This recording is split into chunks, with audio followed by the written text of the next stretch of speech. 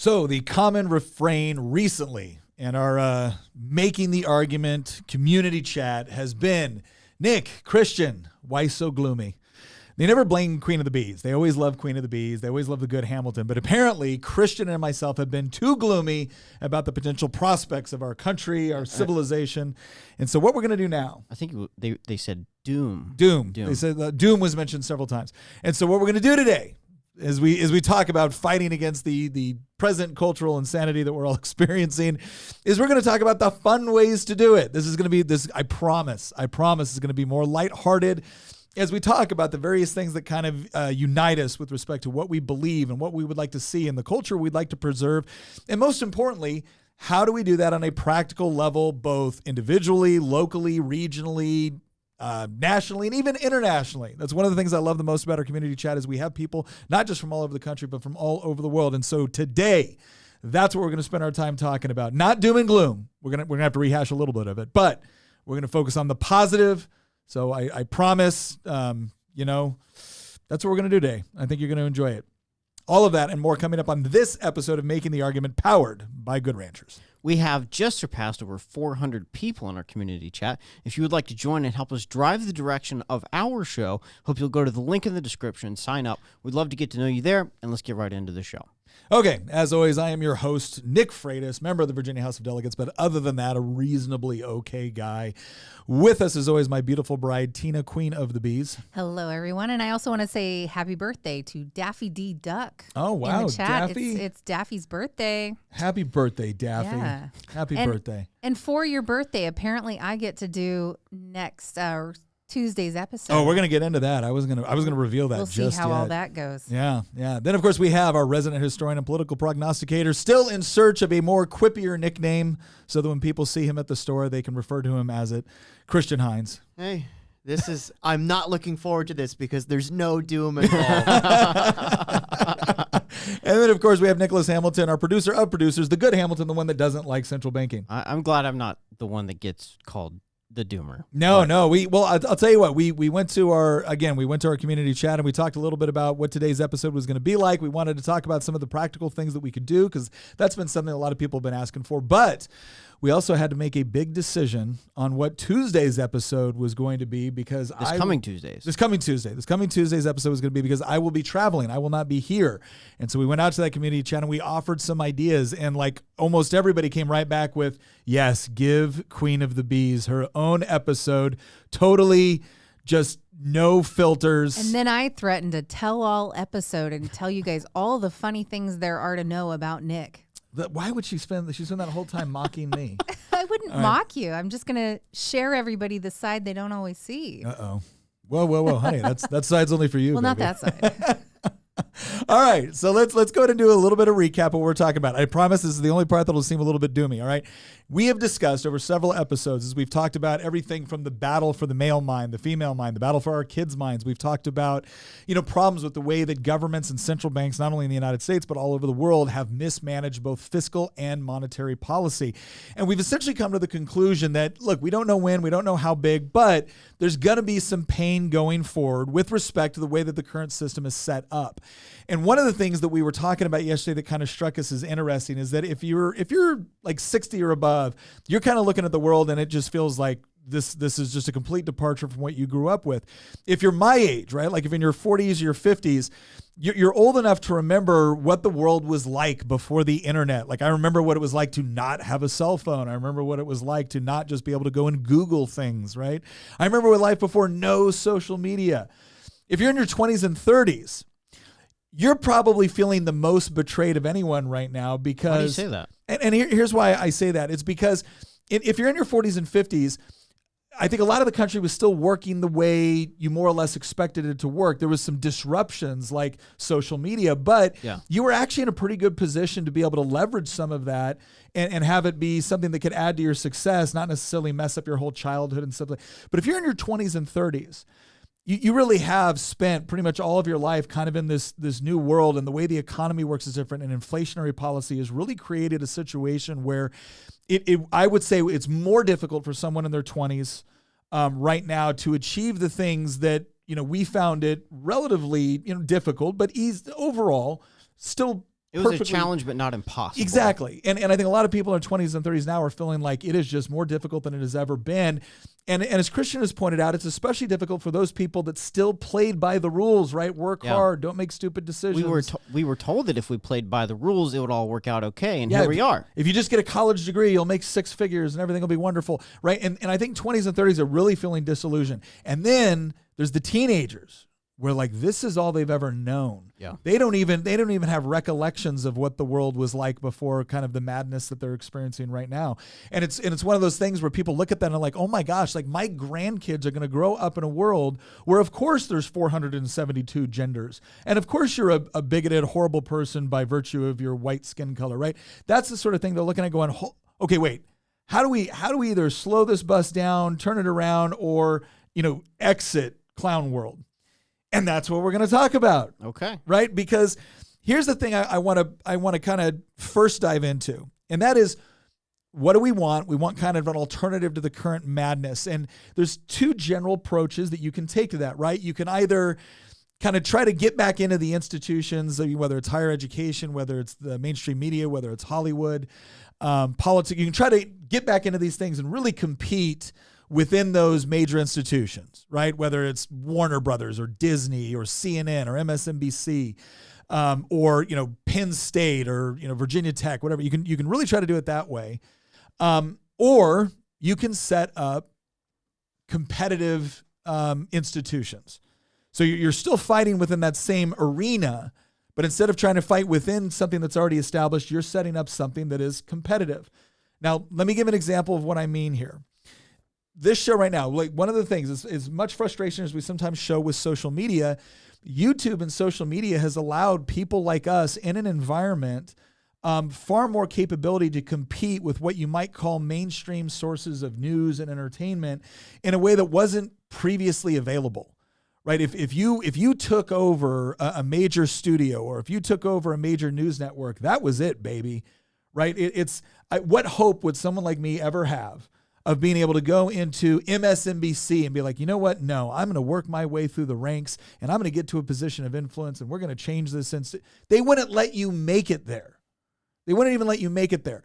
So is it worth trying to fight, infiltrate, work up that you spend a lifetime hoping that one day you'll get to a point where the gatekeepers won't be looking and you can change the narrative within that institution? And the likelihood of being compromised on the way up is very high. Exactly. But so my answer would be no. Like MSNBC is an institution or an organization I'm not trying to compete for. I'm trying to compete against it for the larger institution, which is media. But finding alternatives outside of those, the gatekeepers is what's so important. So, Nick, what do you say to the person that maybe they're a public school teacher or they're someone who does work in local media and they really love the institution that has given them so much over all these years? What would you say to that person? So this is the part where I think it gets a little bit interesting, and there's a little bit of choose your own adventure here. So, for instance, when I look at the current state of the public school system, I am very frustrated. However, I still try to fight as a legislator in order to try to, because I don't think that's like going away tomorrow. I don't think we're going to have some sort of drastic departure. And I'm still aware that probably the vast majority of kids are still going to get their education through that. So I'm going to fight to try to give those kids the best education possible, to try to create as much freedom within that education system as possible. I would love for something where dollars follow students instead of just going to where the bureaucrats and the politicians direct those dollars to go to. So there are areas where, let's just say within the institution of politics, where we can still be competitive. We can still win elections. We can still pass legislation. We can still be competitive. I think that's a worthwhile organization to be able to fight within. And so that gives you the ability to maybe influence those other things. Now, somebody watching who knows me is going to say, yeah, but Nick, you homeschooled your kids. Yes, I did. And I'm telling you right now that if you're someone looking at this from a teacher's perspective or maybe an elected official's perspective, and you're thinking, how can I improve this situation to create a system where maybe we have, assistance for people that need education, but maybe the government isn't the one running it. That's always been a fascinating problem to me is when you look at public education, it's not that we're saying that one of the biggest things that we're fighting against this idea that the government is going to run education. And it's fascinating when people look back and like, well, you can't use public dollars on private institutions. I'm like, oh, you mean like with defense contracting and with Medicaid and with Medicare and with road construction and with per diem and with like when politicians travel and they use their taxpayer dollars, do they only stay in government hotels and eat in government restaurants, or do they go in the private? No. So much of the spending that the government does is actually public dollars being spent within the private sector to provide goods and services. Right, we don't have the federal Department of Weapons Munition. We have private sector companies that do that, and there's no reason why. Even with hospitals, right? Most of our hospitals are still private sector hospitals. They might be heavily regulated by the government, but they're still private sector hospitals. We could do something similar with an education. So I would say that to answer your question, what you should look at with institutions is what are the institutions that we believe are really worth fighting for, maybe within some of the more traditional means, and what are the organizations within those broader categories. So again, if I'm recommending to someone on where to send their kids for their education, I'm going to recommend alternatives to the public school right now because I don't have a great deal of faith in the way that government is managing that institution. Now, maybe you're someone that believes that can change over the next 5, 6, 7, 8 years. Okay, but I would say at that point, you're kind of gambling pretty heavily. If you share my concern, you might be gambling pretty heavily with what sort of education your child's going to get. And so that's what we look at, all right? Two things. What can we effectively compete within the system as it currently exists, and what do we need to set up alternatives for?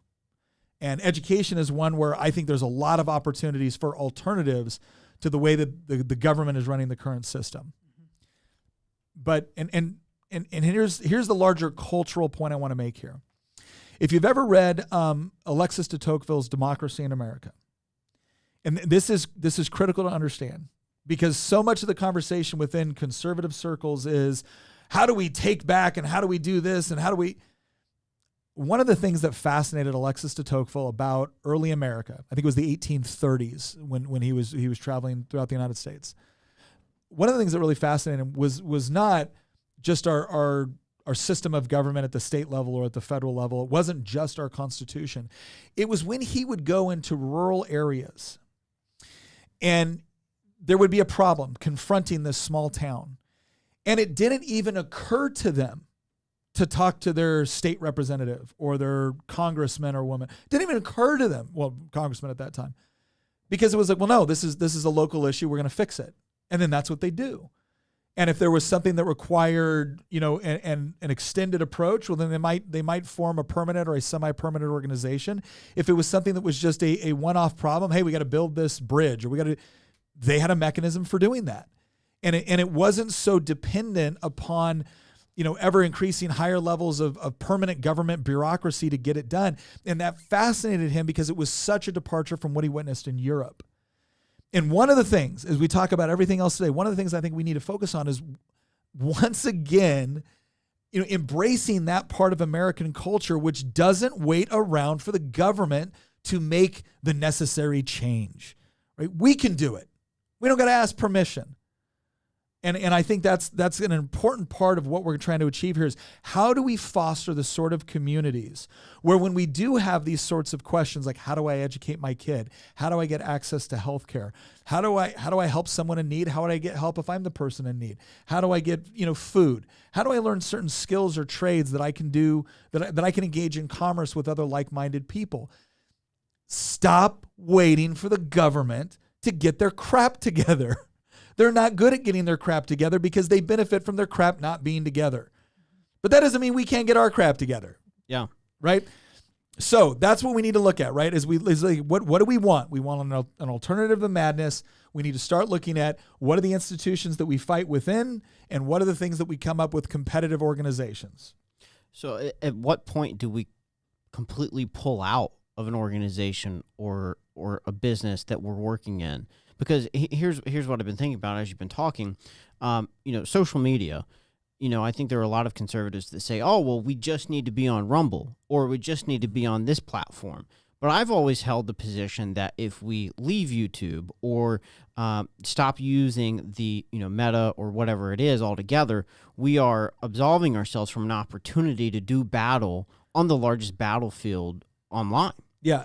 What do you think about that? No, I agree. I think whenever you're on an area where you can effectively compete, so like YouTube, this is a platform that is not very friendly to our way of thinking, right? Like X is obviously a lot more friendly than it's ever been before. Rumble is very friendly. Truth Social might be more friendly. I'm very impressed that you just called it X. Yeah.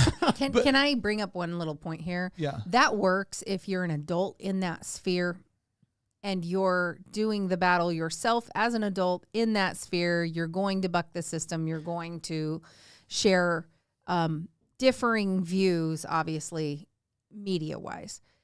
However, the area where I don't think that actually works is when parents are like, hey, I'm going to send my kid to the public school to make the public school better. Yeah. And we'll send our kids out on mission to the public school. I had one parent one time tell me that she sends her kid to this failing school because she's a teacher at the school. And she could have sent her kids, stayed in the district where her kids live and sent them there. But instead she had them come to the school where she teaches because she wants to help boost the scores for the school using her kids. And I just thought that was a little, I get the sentiment, like she wanted to help the school, but I'm not sacrificing my kid to cook the books for a school. I think she also wanted her kids where she was at, and she wanted them where she was that. at, but they weren't in her class or anything like that. But I did think it was odd because I was thinking, basically, you want to cook the books for the school. You're not raising anybody else's test score. You're just bringing in your kids to help their score help those kids, and then what else is happening in the process? You're not the one teaching your kid there. Well, I think so. I think there's two things to answer your question, Hamilton. I think you break down, you look at the category that we're talking about, right? Media, arts and entertainment, food supply, entrepreneurship, business at large, healthcare, whatever it is, right? You look at it, you look within the organizations within those areas, and you ask yourself, which one of these will at least allow me to be able to compete and influence? And which ones will not? Like, I am not convinced. Now, again, this is also something where free people get to make up their own mind on where they think they can effectively compete. I know people that are very mad at me that we post things on YouTube because don't you know that YouTube does?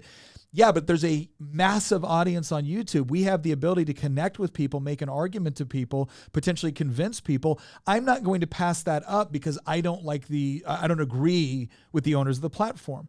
So that's the question you have to do. You have to do a cost-benefit analysis. What does it cost me to operate within this system, within this organization, on this platform?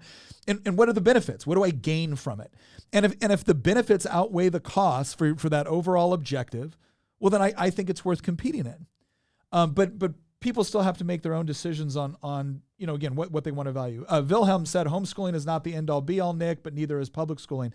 Wilhelm, what I'd say on this is what I want is for people to have options, and I'm very, very leery of the sort of options which you're forced to take because the government, first of all, taxes you for something, then it insists on administrating something for you, and then it insists that you go to the thing that they've taxed you for and are administrating unless you can afford an alternative. And that's the current public school system. The way I like to word it is, it's not that everything within the public school system is nefarious or that all the people, I'm not making that claim. The system was not created for your child. It was created for the mass production of education. And again, that's not even nefarious. It had to be in order to handle the volume that it has. And so what people should do is they should look at their own skill sets, they should look at their own desires, they should look at their own worldview, and they want to raise their kids. And then they should make the best decisions that they think is going to facilitate a quality education for their kid. And for some people to be homeschooling, for some people to be private schooling, for some people it might be a combination. Some people might be left with the public school, and then the question is how do they effectively interact with it to get the best result? So I don't want to give the impression that I'm saying you got to do it the way I did it, But I do want to be honest with people about why we chose to do it the way we did. There's another question from Melissa Marie. If we change public ed to a publicly subsidized, privately owned industry, how do we avoid the negative aspects of that dynamic that happen in other industries? Poor quality, high cost, favoritism. I would say you already have poor quality, high cost, and favoritism in the public education sphere. They're just using your tax dollars to do it. You're not paying out of pocket. Yeah. You're not physically writing the check. The government's doing it for you, but you're paying a lot of taxes for it. So it's extremely unresponsive, unreliable. Like the public education system has really, I mean, you can't argue that it's a good, clean, positive system. It's really broken. So I always feel like the private sector is the antidote to the things you mentioned: poor quality, high cost, favoritism. But I will say, I feel like prices come down, quality comes up when you can innovate, and the only way to innovate is not to do it by committee and by bureaucracy. I do think Melissa makes a very good point about what happens though whenever you have public financing. You have this public-private relationship, and it is problematic. It is definitely problematic. The thing that I would suggest, though, is that if the alternative that we seek is just, all right, hey, no more government interference within education, if that's your desired outcome, I don't think you get there from here. I think that either way, whether you're someone that believes the government should play some role, whether you're someone that believes the government should play no role, I think what we could all theoretically agree on is that, one, there should be a space where if you decide to completely separate yourself from the system, either through private education or homeschooling, you should be permitted to do that without having to be involved or any government rules or regulations following you. For the people that are still going to stay somewhat involved, I would much prefer a system where dollars follow the student as opposed to politicians just kind of, directing them. And so that's what we're talking about. I in no way mean to imply that dollars following students is the ideal that's going to solve all the problems. It's not. I just think it's a vast improvement of what we currently have. There's a question from Catachrome that I want to get to because I think that it in some ways will tee up the heart of what we want to talk about in today's episode. They ask, is it wise to hope for a change in the system, or should we just be stepping up and doing this ourselves, whether there is a system or not? No one will save you if you won't save yourself. What I think that what we're trying to achieve here, and Nick, you and I had a conversation about this last night, actually. And I think it was actually a very productive conversation. Yeah. We were getting into a discussion about when I said that the left had constructed a coalition of losers or a top-bottom coalition where, there's some people are the elites in the left, they're the people in Palo Alto that have the multi-million-dollar homes and are NIMBYs and don't, want to kind of run the show with an altruistic type of despotism. And then there's everybody else, right? Like California is the quintessential example of a 21st century feudal state. The reason that I used that term, the whole coalition of losers, is because what I'm trying to get across, and I know that was very unpopular with some people. The reason that I use that term, though, is because what I'm trying to get across is the way that you win. We've talked at many episodes about this phenomenon of the left controlling all of our cultural, societal, political, economic institutions. Yeah. Right? People have used different terms for this. Andrew Tate called it the Matrix. What I felt his calls it the Leviathan. A few other people called it the Leviathan. The neo-reactionary people called it the Cathedral. Yep. Point is that it's the same thing. People have just come up with different terms to describe the same thing. Just the complete dominance of our cultural and political and economic institutions by the left. What I'm trying to get across is we need to make it cool to revolt against those institutions and associate them with being lame. and so that's why I use that term. So my answer to Catachrome is we shouldn't be trying. The problem with conservatism for the last, 50 years in this country has been we keep trying to change the system rather than construct a parallel system. Well, okay, so I think, so let's talk about that. Because here's the question. We talk about this, and that may sound easy when we say, like, oh, okay, we're going to set up a private school as opposed to a public school. But I think when people look at the institutions as a whole and the culture as a whole, it just seems overwhelming. And so the real question is like, okay, instead of trying to, it was funny. We were talking about the book of Nehemiah in the Bible, right? And when they came back, Jerusalem's destroyed. They're trying to rebuild the wall. Now, you could sit there and have a committee and a board and look at everything and be like, all right, how are we going to build this miles-long wall? Or you could say, all right, dude, here's your house. Now look at the portion right in front of you. You're responsible for that part of the wall, right? And so here's what I want to do. Let's lay out what I would say are kind of like three categories to create what we're talking about. I think you need a purpose or a mission. I think you need capabilities, and then you need community, because you're always going to be able to, or you should be able to accomplish a lot more as part of a community than just as an individual. So if we're trying to develop that sort of community, the first thing I think is purpose and like-minded people. And for me, that's shared values and shared mission. So shared values, I would say, are things like, look, you don't got to agree with me. We don't got to have all the same preferences. But I think as I look at most of the people that are watching our show and we all agree that there's such a thing as objective truth, right? We all agree that there's such a thing as objective morality. Now, some people might look for different sources in that, but we agree that there are certain things that are inherently evil and certain things that are inherently good. The other thing I think we're big on is liberty plus responsibility. I remember talking to a group it was a really interesting mixture. We had some people that were very hardcore libertarian. We had some people that were very, very hardcore, like left wing.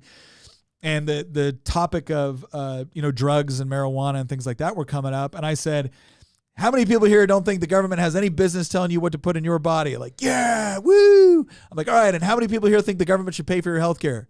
Yeah, woo. I'm like, wait a second, stop. You don't get to tell me 1 second. I want to do whatever I want with my body because it's none of your business. And oh, by the way, if something goes wrong with what I'm doing with my body, I think you should be compelled to pay for it through a governmental and coercive tax system. Like, that's where the liberty and responsibility comes in, right? Like, I'm sorry, you can't have genuine liberty without a sense of personal responsibility. You can't, because what will end up happening is people that don't have personal responsibility or never developed it or never taught it will leech off the people that are actually producing goods and services and insist and actually feel entitled because, after all, isn't it my right? And for us, it's like, nope, sure isn't. You don't get a right to live off the labor and the work and the effort and the talents and the property of other people. And I think that is a shared value with the sort of community that we look at. Nick, do you know what I do to take responsibility over the food that I eat and my health? What do you do? I was not I know where this is going. I buy my steak from Good Ranchers. You know what? That's an excellent point, Hamilton. I never thought of that. You should buy your steak from Good Ranchers. And the reason why you should do that is because if you want to foster the sense of community, the sort of people that share common values and are also absolutely dedicated to providing you with a quality product, right? We're not going to be on here talking about Freedom Water and we're not on here talking about Freedom Steaks. No, we want a quality product delivered to your door, and that is exactly what Good Ranchers provides. Plus, if you use the promo code that we have in the link, promo code Nick, you will get $30 off plus free shipping of some of the best steak, poultry, seafood you will find. And what is better than delivered to your door? Because America, that's where we want it. We've already had a lot of people use that promo code and rave reviews so far. So please go to the link, promo code Nick, $30 off, free shipping. Try one of those packages. You're going to love it. What if I told the audience that was actually not planned? That was Hamilton giving me the cue. So there's a question that I think is actually a really great question, and it gets to the whole constructing these alternative institutions and systems rather than. Well, can I finish the fourth shared value that I think is important real quick? Yeah, sure. Go ahead. The fourth one. So objective truth, objective morality, liberty plus responsibility. Don't talk to me about your freedoms if your freedoms means that other people are going to be obligated to provide you stuff. The fourth one is a dedication to logical discourse. What that means is that if you present the evidence, if you present a logical argument, you win the argument. Now, that doesn't mean I necessarily have to agree with you. I might want more time to research. I might want to come back. But the moment you make a really good argument that I can't respond to because the evidence and your logic is impeccable, you don't get to look at me and then be like, well, of course you'd say that, you're a white guy.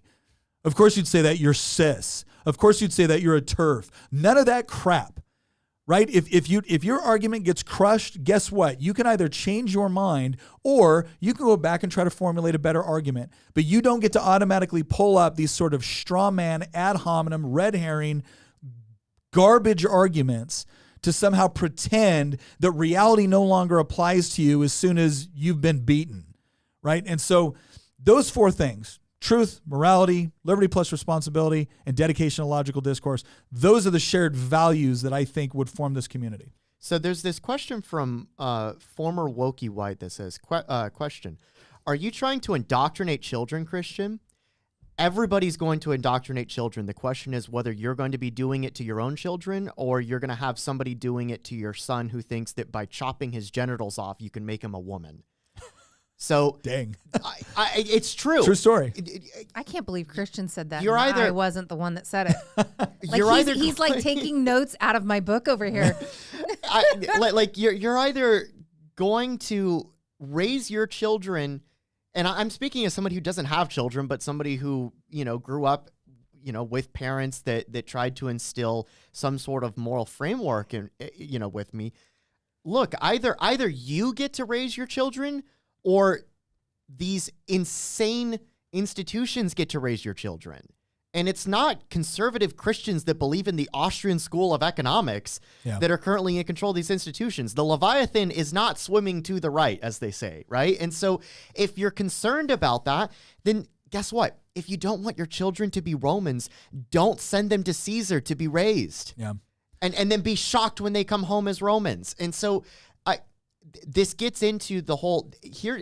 The antidote for this episode is titled "The Antidote to Cultural Insanity."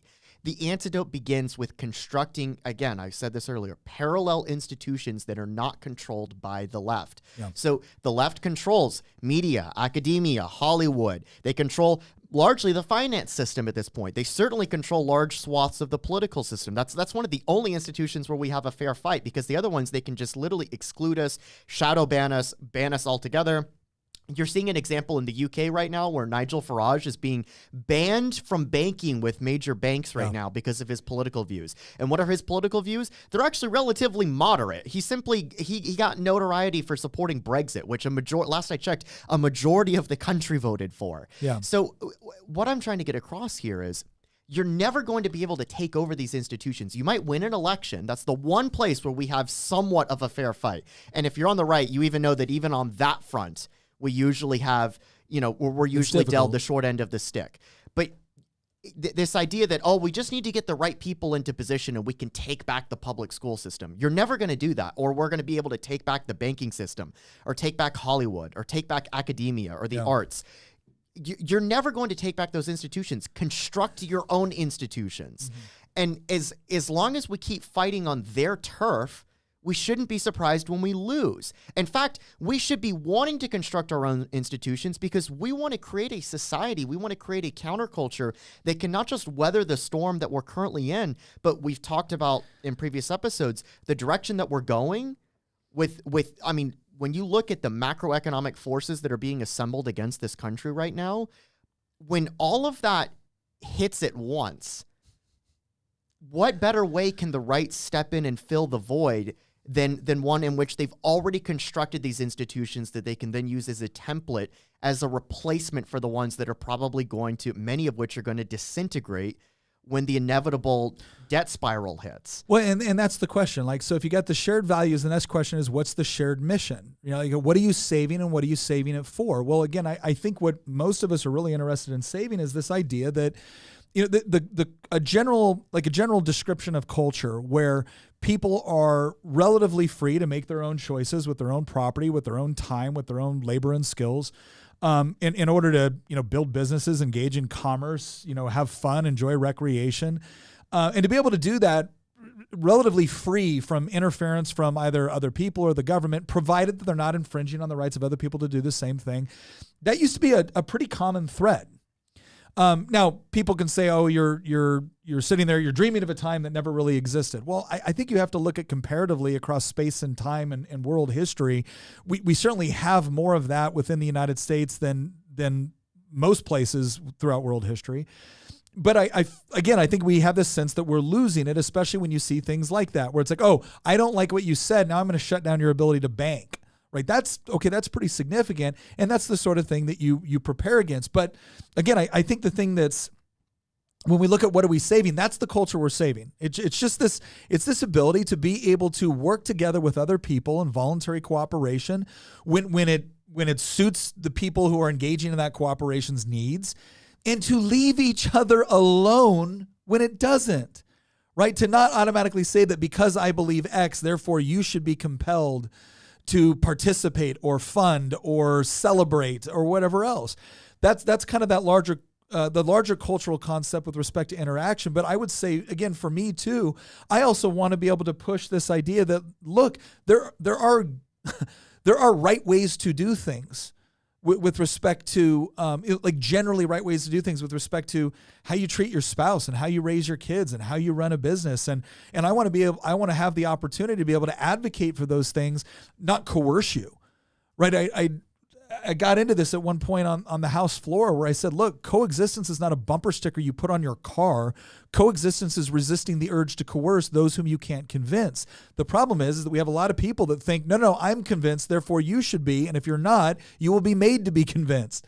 So let's foster the sort of community where we can work together.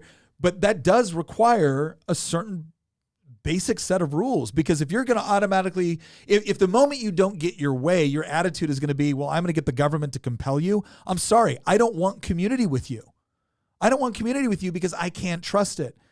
But I can trust it with these people. And that kind of leads to my second category, right? Like if you have a shared mission, if you have shared values, now you get to move into capabilities. And this part, this is one of the things I think is fun, is what are, I think, capabilities that every human being should have. And one of the things that Tina and I talk about is, obviously, I believe as a man, my job is to protect and provide. That's one of the things that I should do as a husband, as a father, as a man. By the same token, I was a soldier. So I was gone a lot. And Tina had to be in the role of protecting because I wasn't there. And so one of the things we did early on with our kids, and this is something I highly recommend to anybody that's even remotely interested to do it responsibly, but teach everyone in your family should know how to shoot.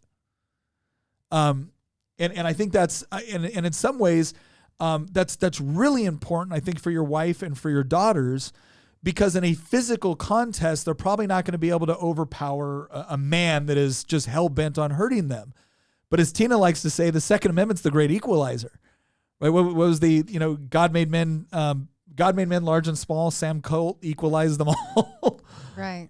Right. I feel like as long as I'm armed, I feel like I can go just about anywhere and feel relatively safe. I mean, even if I'm walking down a dark alley at night, if I'm armed, I feel like I can pretty much take whoever might jump out, even if it's a group of people. Well, and so I feel like there's all these women that talk about how scared for their safety they are, and how, college is all full of rape culture, and yet they still don't want to allow guns on campus for women. Mm-hmm. And it is something to me where it's like, we can provide for our own security.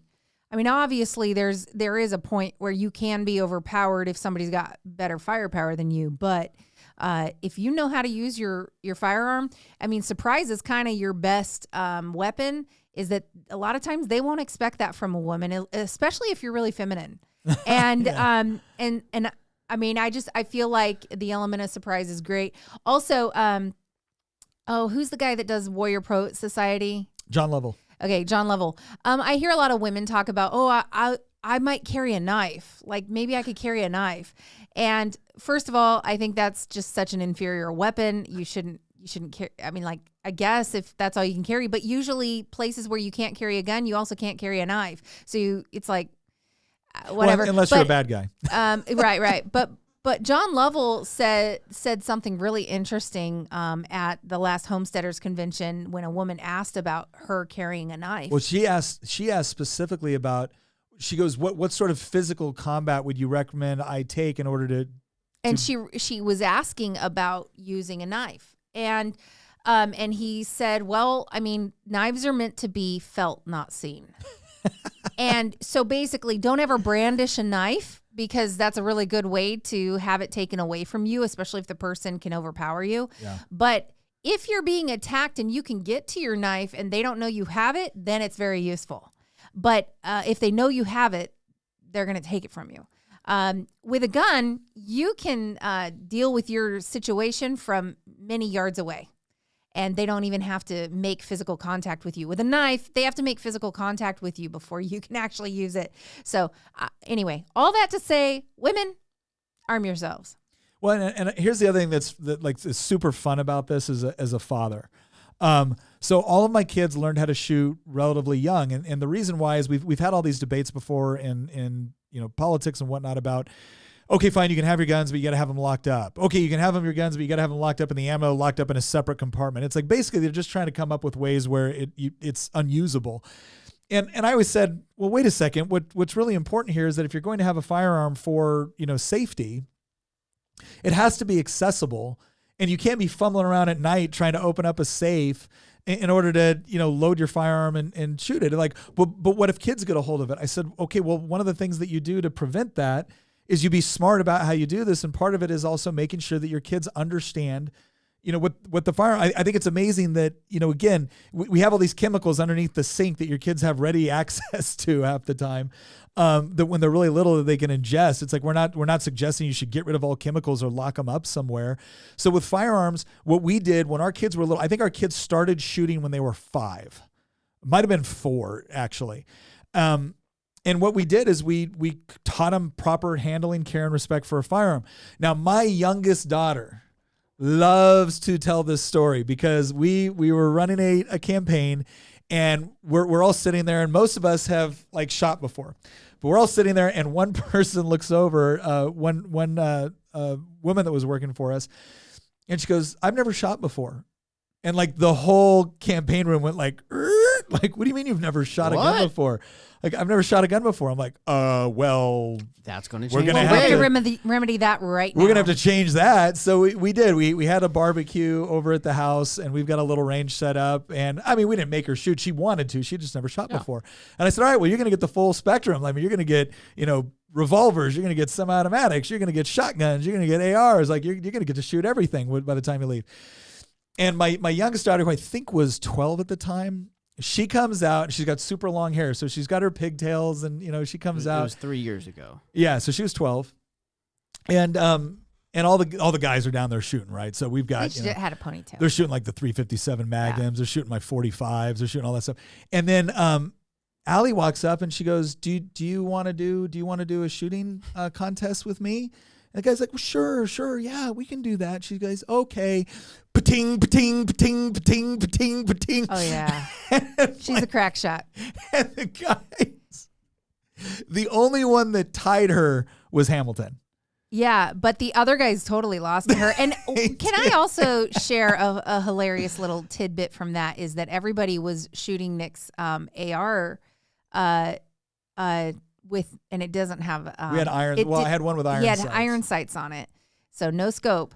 And we were shooting tannerite, and everybody took a crack at it, one shot, and I was the first one to actually hit it. You got to understand that on my first shot. She didn't just hit it. She gets up there, perfect stance with the AR, right?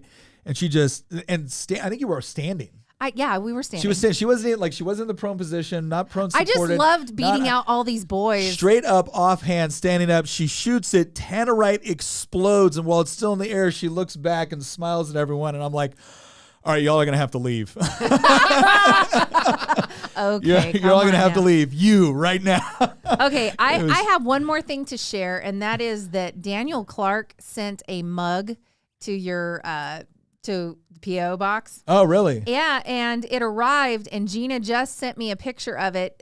She's going to bring it to the next meeting. Okay. And it says, "Father, biological male that provides and protects for his children by being a threat." Oh, I like it. Yeah, I like it. And it's got the American flag on it. Oh, well Very done. cool. Thank you, Daniel. Well done. We don't quite have a public address to be sending mugs. He found the he found my PO box. But Yeah. we do want to set one up at some point. No, I need to. I also think former Wokey White, thank you very much for the donation. He goes, why teach your kids to shoot when you can tar and feather? Well, because it puts you in a good position when you're, getting your tar and feather ready. All right, I got a very important question for you, Yeah. Nick. Should you carry with a round in the chamber? Ooh, that is a great question. So here's what I'm going to tell everybody. You need to train and or you need to carry in capacity with your comfort level and your ability to operate. Right? That's what you need to do, because you don't want to do something stupid. But I will say this: the proper way to carry is with a round in the chamber. Because if you're in a situation where you actually have to draw and fire, chances are that's not because someone is 100 yards away slowly moving to toward you, like the security guard in Austin Powers, right? Like, no, like it's right there. You need to operate right away. So you need to be, you really should get yourself to a position where you can carry with a round in the chamber. Yeah. So that when you're operating, you should also be focused on not just, this is one of the biggest mistakes people make is they will go to the range, they'll get their concealed carry, they'll go to the range, they'll learn how to shoot, but they never learn how to properly draw and shoot in what you might call a tactical situation. Mm-hmm.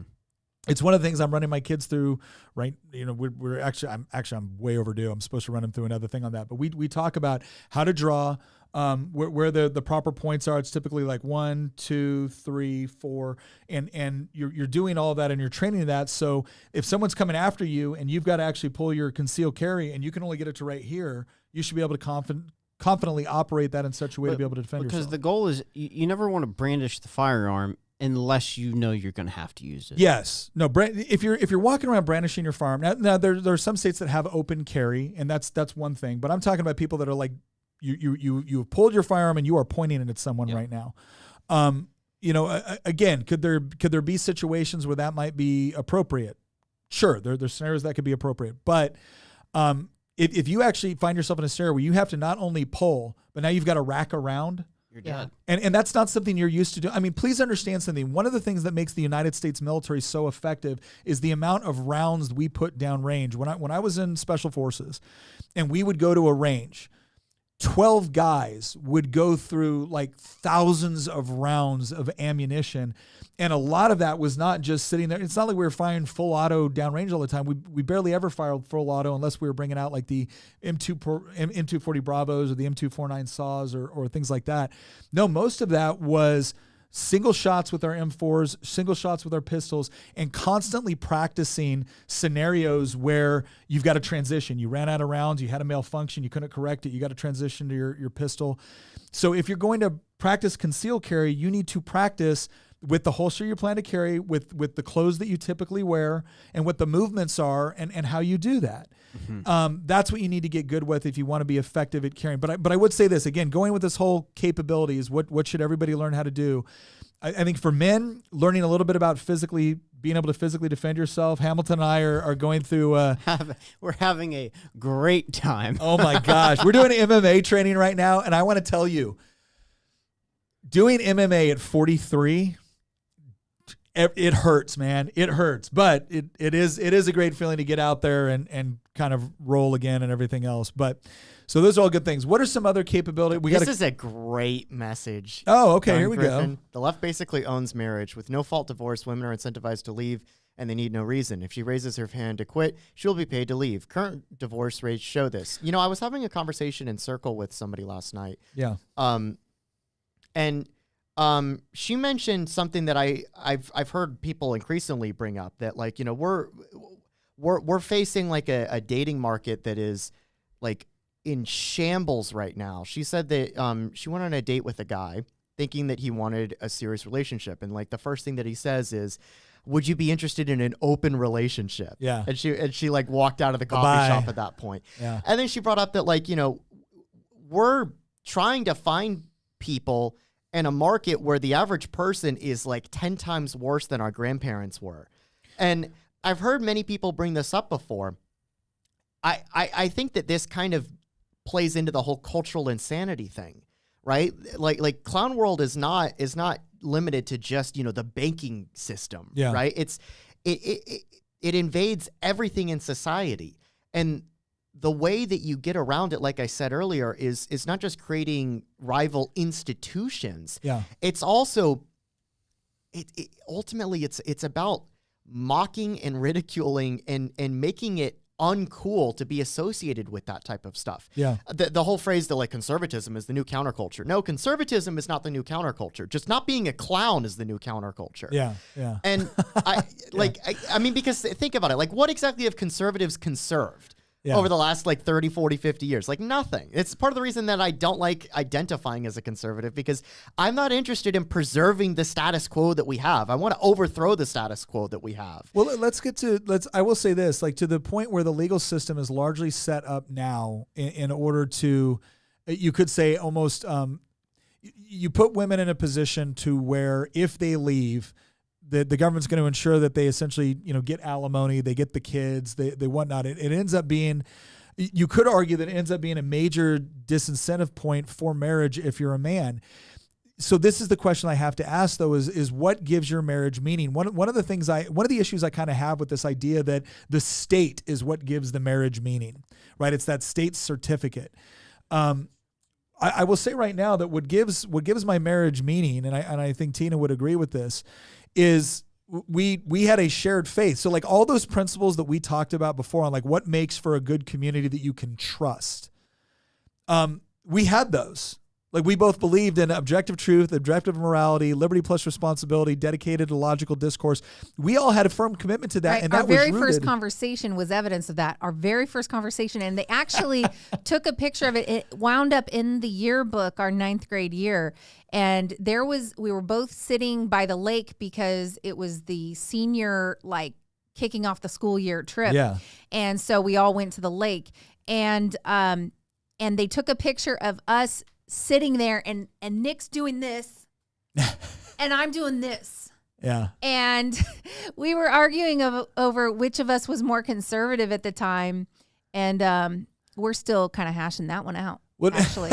Well, no, what it really comes down to though, is that marriage has become, I think marriage has become more dangerous for men in the sense that if you're relying on the legal system to provide the incentive, or if you're relying on a culture which is constantly creating, I would say, obstacles to what makes for a healthy marriage. If you're relying on those things to give it meaning or to give it purpose, you are setting yourself up for failure.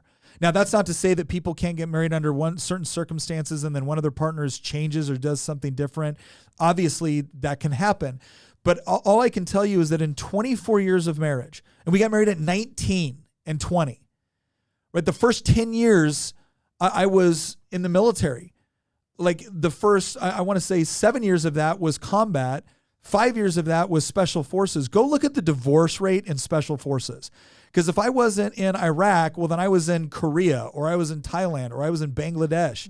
Or I mean, we were constantly, and then when I'd come home, then what would happen? I'd have to go to the field for a 2-week training exercise. Or he had to go to some kind of a school. And I was never opposed. Usually I was not opposed to him going to schools because it made him a lot more likely to come home. All right, Gun Griffin. Getting married before 2000 was like catching the last helicopter out of Vietnam. Gun Griffin, oh my gosh, you're so right. You know what's funny? Beautiful. Wait a second, wait a second. I've argued I got with married Nick in May of before. 1999. That was the fun fact. This is going to be hilarious. That was the first month that SpongeBob premiered. Anyway, okay. Like this is something that I've been kind of upset about because last December, I think it was last December. It might have been last November, but I'm pretty sure it was last December. I got into an argument with Nick right after we had finished recording an episode. And I like we were talking about like men and women and dating and relationships and marriage and like just the complete collapse of the dating market. And I remember that like we had this discussion, this first episode of what ended up becoming a trilogy about dating and relationships. And we did not anticipate that it was going to become a trilogy at the time. It was just a one-off episode, but it, from my standpoint, went so poorly. The episode itself went great, but the discussion and just the disconnect between Nick and I was so vast that we needed to do some follow-up episodes, and I'm actually really glad that we did. But I remember right after we finished that first episode, I got into an argument, a very intense argument with Nick. Not hostile, but definitely an argument with Nick. And I was like, and I'm sick and tired of you going out there and saying all these things about men, because I had just been fed up with hearing people just blaming men for everything. Not that I think Nick was blaming men for everything, but the point is that like there is this disconnect that Nick realizes it between him and I, that we're in different generations, and he got married when he was 19. That is unthinkable for somebody in my generation or a Zoomer today. Like utterly unthinkable to be married before 21. Can I say this though? My daughter just got engaged. She's 20. Nick, that is the exception. You not think the rule. you think it was regular in 1999 for 19 and 20-year-olds to get married? That's my whole point. It's the exception, not the rule. No, okay, but the point I'm making is that, like, can I just say this right off the bat so there's no confusion, right? So, like, Wilhelm and all don't need to get mad at me. I am totally acknowledging that the dating and marriage market is so different from the late 90s as to be almost indistinguishable. Like I am willing to totally concede that point. The comment I'm making about marriage though is that regardless of how difficult it is to find somebody with those shared values, searching for that, right? And then also building and equipping yourself toward that purpose, and then finding someone and marrying them, that is what divorce proofs your marriage, right? No fault divorce is a problem, but here's my question. Are you, one of the things I don't like about the whole no fault divorce or how easy it is to divorce is that people no longer take this seriously. It's one of those things where they get into it. It's like, well, we're going to try this. And if it doesn't work out, oh, well. And then you have other people that think, well, we're going to live together first before we get married, as if that's going to help your marriage. And actually the opposite is true. So here's what this really comes down to. The principles are still the same. The principles are still the same, and the principles work.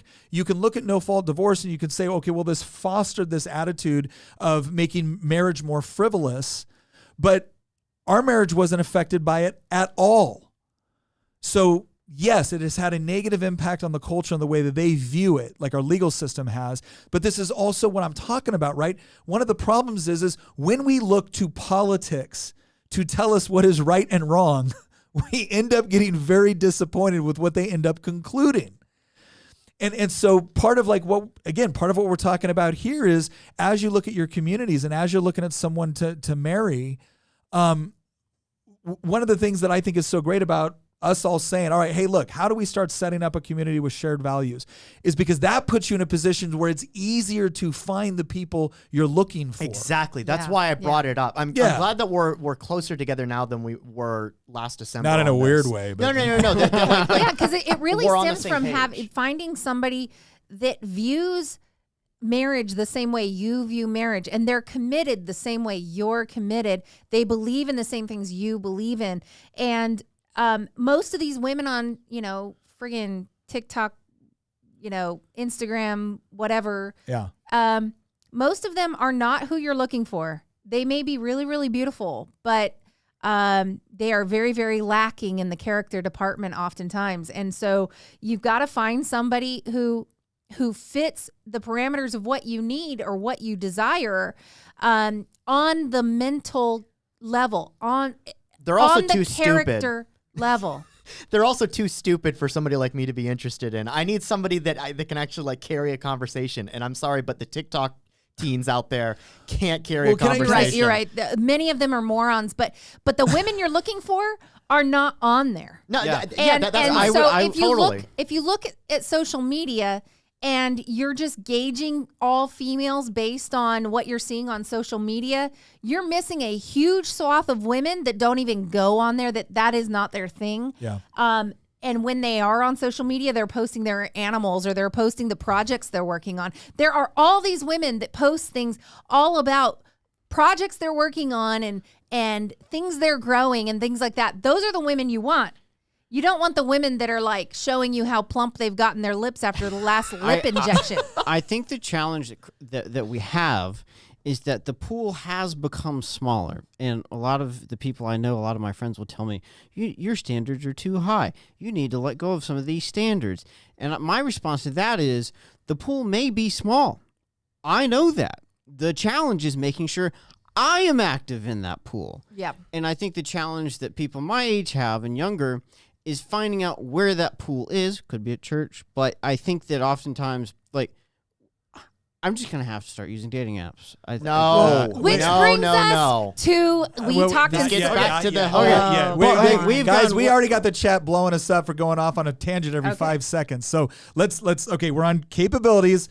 There's stuff that we should all learn how to do as men and women. Here's the other part is the whole specialization point, right? We've talked about this before where it's this whole idea of, you know, how do you like homestead, or how do you grow your own food, or how do you, and I think a lot of that resilience is good and important, but I think we should also understand that there's nothing wrong with the idea of specialization. In fact, that's how you get good, robust economies, is you don't spend all your time trying to become mediocre at things that you're poor at.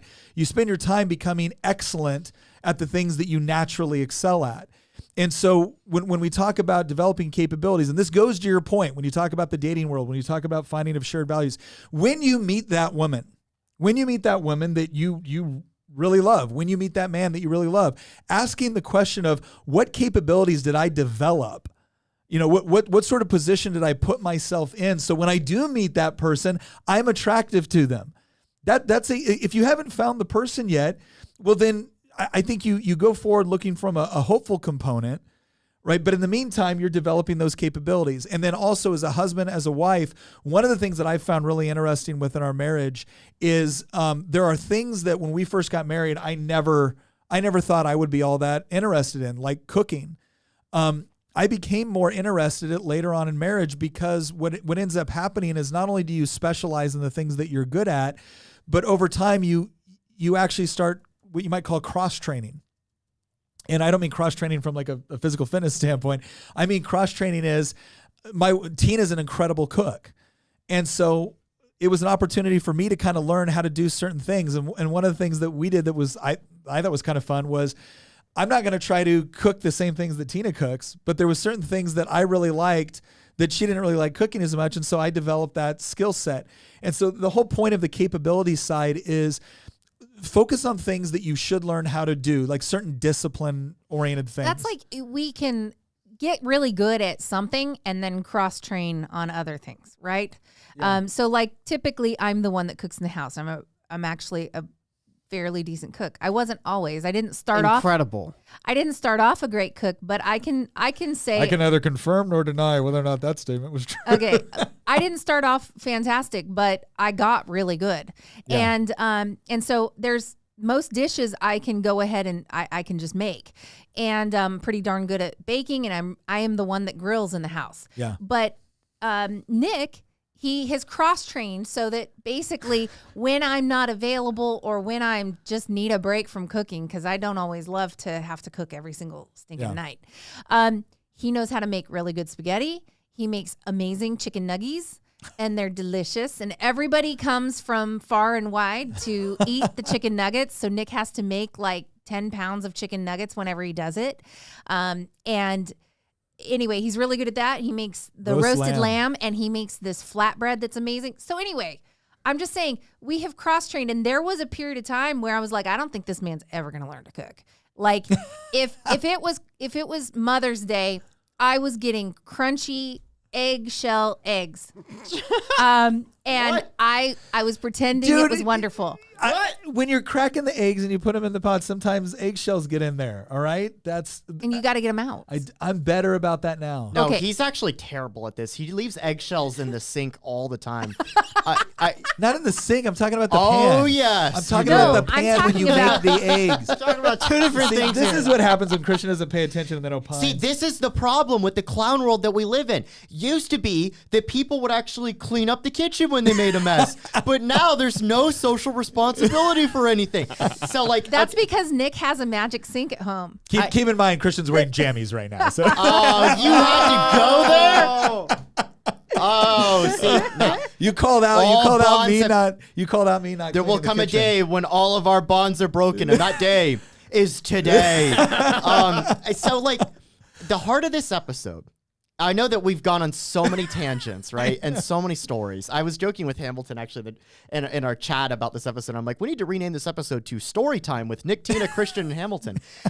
But the heart of this episode is supposed to be an antidote to cultural insanity. And what we tried to get across in the first, I think, 30 minutes of this episode, 45 minutes of this episode is, look, if you've listened to any of our past episodes, or even if you just just open the internet, you know that the world that we're living in doesn't work. It's like we had 5,000 years of human history where things relatively worked the same way, even though technology had changed over time, and things worked pretty well. Society worked fairly well. It was terrible in terms of material conditions, but that improved over time with increasing technology. But as technology advanced, we decided 5 minutes ago to discard the last 5,000 years of human history. And we were told, oh, this would be a great experiment. And now we're seeing the results of it, where people are literally denying biological reality. It is a clown world, and people know that it is. And the problem that we have is people also feel kind of lost, because it's not just a clown world. In some ways, it's like a universal solvent. It's dissolved all of the social bonds that have held society together for centuries. And the question is, how do you fix that? I don't think, and none of us here, I actually thinks that we're going to vote our way out of this problem. I also don't think that we're going to, oh, here's a solution. Let's all just become shareholders of Bank of America and we'll stop them for pushing DEI and ESG. No, that's not going to work either. The way that we're going to solve this problem is A, making it uncool to be associated with the Leviathan or the cathedral, and B, constructing our own counter institutions that can serve as a stopgap for the left's insanity, where we can actually bring like-minded people together. And the way that you do that is by basically finding where you fit into this counterculture, into these counter institutions, and plugging yourself into there. So here's an example. Nick is really into homesteading, but I'm not at all, which is funny because I actually have a longer history of arguably homesteading than Nick, but he's done a way better job at it. My parents have been arguably homesteading for like 12 years. They have a bunch of chickens. They grow their own vegetables. They have 1.5 acres of land. My parents reminded me a few episodes ago when I said they had an acre. They were like, Christian, you need to tell the audience you have an acre. We have an acre and a half. But the point is that, like, as Hamilton knows, I'm not a yard person. I'm not an outdoors person. But I'm well aware. But Nick is. And so the way that you fix this problem is figure out what you're interested in and work with like-minded people for those things. So Nick's going to this homesteader convention in October that's in Virginia. I couldn't care less about it, but I do support it insofar as the people that are associated with that movement, they're like-minded people. They agree with me philosophically probably 90+% of the time, even though I'm not necessarily into that topic. What I am into is I'm very deep into the academic type stuff. And just as Nick gets upset about how the left has taken over all these institutions and fields that he's really interested in, I'm very upset about the fact that the left has conquered academia. And so one of the things that I want to do is find people that share the same values as me, that also shares a similar love for the same topics as I do, that shares a similar love for history and philosophy and theology and all of these rigorous academic pursuits that have been destroyed by the left after it took over the university system. That's where the capability stuff comes from. I'm not going to try to be the best homesteader I can be. I'm going to try to be the best philosopher and academic and historian that I can be, because I know that I'm relatively good at those things. Well, no, I think that's really important, because sometimes, again, and this moves on to the kind of the part 4 here, and that's community and what does that mean? Because one of the accusations that is thrown at conservatives of the homestead community or stuff like that is this idea that you guys are also focused on individual liberty, private property rights, rugged individualism, that you don't work together well. And I actually reject that as a notion. We don't like being told what to do. We don't like authoritarianism, but that doesn't mean we don't like to cooperate. The question is how do we facilitate that cooperation, right? So when we talk about, all right, let's assume that the first 2 criteria have been met, right? You found people that agree with you, right? There's objective truth, there's objective morality. We believe in personal responsibility. And then the second level is, and we've all looked at ways to develop our own capabilities because we assume personal responsibility for providing for ourselves, our families, and being able to help people like within our extended family or our community or our church or whatever else it might be. The next question is how do you roll that into a more comprehensive community than what we currently have? Because there was one interesting statement that happened at the Democratic National Convention once, where they said the government is the only thing we all belong to. And it was like, whoa, okay, there's a couple different ways you can look at it, right? The generous part of that is that our identity with respect to our nationality or whatnot is the one thing that we all belong to and participate in or can through voting and things like that. The other part is the more nefarious of, yeah, we're all, this is the mechanism we use to make decisions for the larger community. It's like, whoa, there's a lot of decisions you shouldn't be making for us. So, and not to mention the fact that the church, let's just be honest here, the church for a long time, by giving up more of its responsibilities to the government when it comes to taking care of people in need, when it comes to education, when it comes to running hospitals, when it comes to, providing assistance to people in need, the church decided, we're going to let the government handle that. Oh, well, gosh, what a shocker. The government screwed it up and we're not better off for it. So the idea is how do we form that community among like-minded people? And here's where I want to talk a little bit about what I call the ODA model. All right. And I'm going to offer this up to the audience as something to consider, because we are, again, conservatives by our very nature believe, I think, in a combination of rugged individualism, but also a sense of community. We want to cooperate. We don't want to be coerced. And we're not comfortable with things that start to look like coercion. And so we kind of rebel against it, especially in a culture right now where we feel like we're constantly being told, do this or else.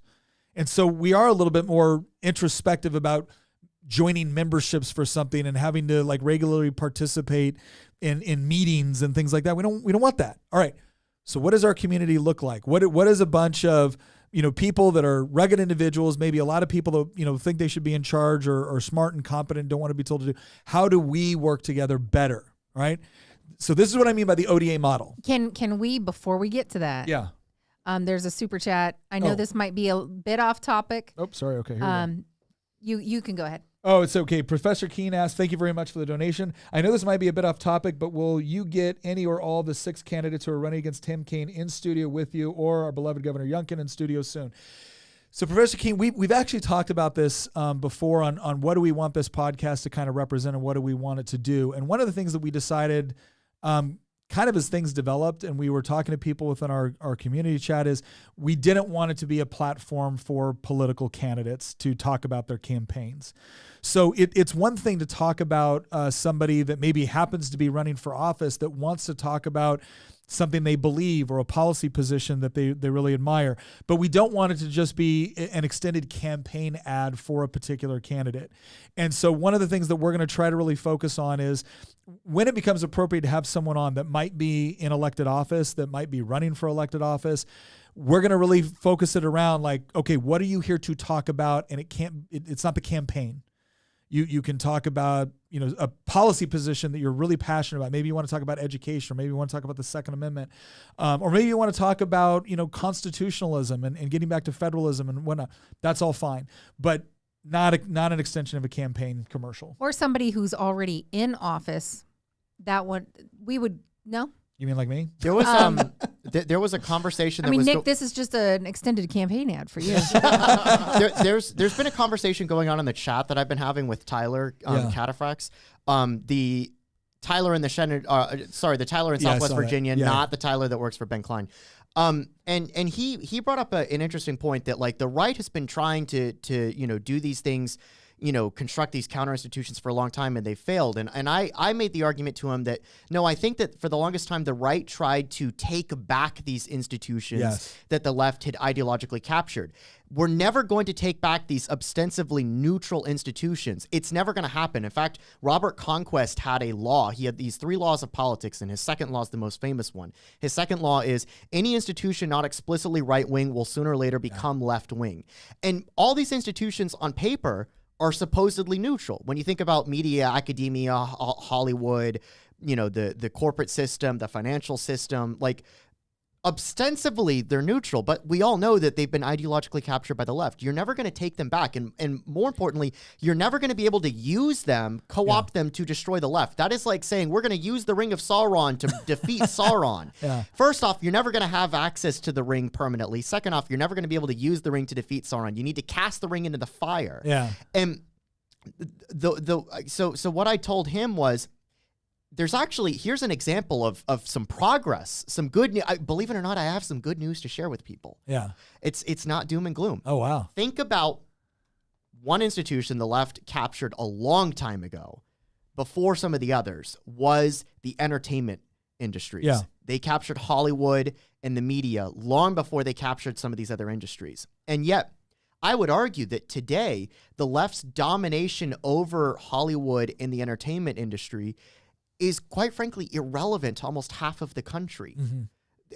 We did a Y minute on this once, actually, that Hollywood is dying. Think about how fewer people watch the Oscars every year. Fewer people care about what's going on in Hollywood. Fewer people go and watch movies in general. The Sound of Freedom, which was produced by a very conservative film studio that's trying to, again, create a counter institution there, did phenomenal at the box office at the same time that movies are largely bombing more than ever before. Also, think about the complete collapse that you've seen with the subscriber base for like Disney Plus. They lost 11 million subscribers in one quarter. They had their earnings call just like a week or two ago that they announced that. It was a complete disaster. I think that there's evidence there to show that we've gotten to a point now. I remember 10, 20 years ago, to get back to the beginning of this podcast where you said we used to remember things differently 10, 20 years ago, right? I remember like 10, 20 years ago, people on the right actually paid attention to what they were doing in Hollywood, actually watched the movies, actually consumed the content. They don't anymore. In fact, there's whole channels like Nerd Erotic and The Critical Drinker that just constantly just mock and ridicule what they're doing in Hollywood. Yeah. And it's gotten to a point that the right, rightfully so, doesn't care what they're doing anymore because they've, from their point of view, we're getting our entertainment elsewhere. Destroyed those institutions, and now we're getting our entertainment elsewhere. Oh, it's like I barely ever watch Amazon Prime or Netflix, like. Because it's all garbage. Even when we gone back, though, I mean, you're even looking at, wow, they've been peppering this stuff through here for a long time, but we're awake to it now. But we need to get back to the ODA model. So, okay, yeah, because I promised to go. All right, nobody distract me. All right, so, but to answer Cataphract's question of like, we've tried this before and it never works. All right, let's talk about something that potentially does work. So again, as I mentioned before, you find people with similar values. They have capabilities. Theoretically, they could work well together. What's the problem? And a lot of people have offered up that like, well, people that are individually minded don't work well toward collective action or whatever it is. The reason why I bring up a Special Forces ODA, Operational Detachment Alpha, is because it is comprised of 12 people. Now, out of those 12 people, you are expected to be able to help raise up, train, advise, and ostensibly lead in some capacity a 500-person indigenous force. That's what Green Berets do, right? We work by, through, and with the local population. Now, here's what's interesting about Green Berets. You walk into a team room, and you got 12 guys that pretty much all think they should be in charge, right? Like they're all pretty, alpha males. They're pretty much all alpha males. They've gone through extensive training. We're constantly competing with one another in a productive way. But if you would just look up this in paper, if somebody wrote down, "Hey, I've got an idea. We're going to take 12 guys who are all alpha males, put them on a team, right? And they're going to go out and be able to, just perform complex operations together and everything is going to go well." A lot of people would look at that and be like, psychologically, I don't see that working. So why does it work? Because it is. SF Green Berets, that team model works incredibly well. It is one of the most cost-effective and just overall effective mechanisms for projecting power within that realm of counterinsurgency, unconventional warfare, etc. Why does it work? I would argue it works because the first thing that they do is there's a common mission. When you join Special Forces, you know what it is you're going there to do, right? You have that shared sense of this is our mission, this is our purpose. Then what do? You go through common training. There's certain skill sets that if you're going to be a Green Beret, they expect you to know how to do. You should be able to land nav. You should be able to carry a rucksack for extended periods of time. You should be able to shoot. You should be able to perform a close quarters battle. You should be able to perform a certain degree of physical combat, right? These are all things that when we show up to the range together, when we show up to training together, we're competing. Who's faster? Who can carry more weight? Who can shoot better? Who can react better? Who can grapple better? All of those things, right, create common training and purpose. So you have common training, common purpose, common training. The next thing that you do in this part is critical, and it goes into what we just talked about earlier with the whole idea of capabilities. You specialize. So within a special forces team, you will have a weapons sergeant, junior, senior, a communications sergeant, junior, senior, engineer, a medic, right? Those are all junior, senior ranks. Then you have an intelligence guy. You have a team sergeant, which is your senior enlisted guy. That's the guy that really has the most experience on the team. You have a warrant officer, which is your executive officer. And then you have a captain. We don't have any lieutenants, right? You have a captain. So it's a more of a senior officer than you would get in like an infantry unit. So the reason why you can have all those alpha males on there working toward a common purpose is because we're constantly challenging each other to be better, but there's also a high level of camaraderie because we know when we go out into the world, when we go out into combat, we can be sent into situations where help is a long way off and you better be able to trust and depend on the people that you're actually working with. We also know that in many cases, depending on what we're doing, we better be as self-sufficient as possible. So while you're the senior weapons guy, right, that means I'm going to trust you to be one of the best guys out on the range. I'm going to trust you to be able to help with not only shooting, but also weapons maintenance. I'm going to also trust you to be somewhat proficient on being able to coordinate training and also training up the indigenous forces. If you're the medic, you may be the only medical care I get. And that's why our medics go through intensive training to be an 18 Delta, to be a special forces medic. If you're the communications guy, dude, I'm relying on you to be able to communicate, and that might be calling in air support. That might be getting us the hell out of Dodge, right? If you're the engineer and I'm dependent upon you for our explosive stuff, because that's part of what the Charlie does, is they handle a lot of the explosives. So you can imagine how in every single given situation, people can be the dominant guy in their field and they can be respected for being the dominant guy within that particular field. But everyone understands that to conduct the sort of operations we do, there is interdependence upon those skill sets. And as much as I might go to the range and as much as I might, tease the echo that you're nothing but a walking, radio pack, whereas I'm the guy that gets to play with all the guns, I will guarantee you right now, you get into a bad situation and that echo is calling in the choppers that are going to get you out of there.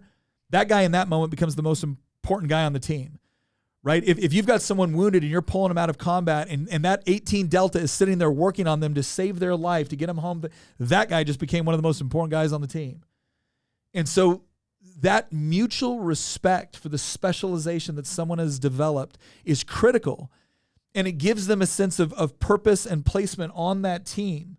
And then what it also does is it provides them an ability to not only develop that skill set, but then also share it with others. That's where the cross-training comes in. And so now maybe I'm not the 18 Delta, but maybe I found out that, yeah, I'm good at running a range and I'm good at doing the weapons systems, but I'm pretty good with this radio. I'm pretty good with understanding how wave theory works. Because when we talk about an 18 Echo, we're not talking about a guy that just picks up a radio. We're talking about a guy that is bouncing things off the stratosphere to talk a continent away. Like that's the level of skill set we're talking about here. That's when they're not blaming everything on sunspots. But anyways, so that's the thing where you not only feel this sense of belonging, like purpose, but also belonging within the organization. And that's what we need to foster, right, within our own community, is this idea that when I figure out, like, who are my people, I'm not just figuring out what I can consume, I'm also figuring out what I can contribute. And then I'm not going to this community to be a leech off of it. I'm going to this community because I'm going to get value from it, and it's going to get value from me.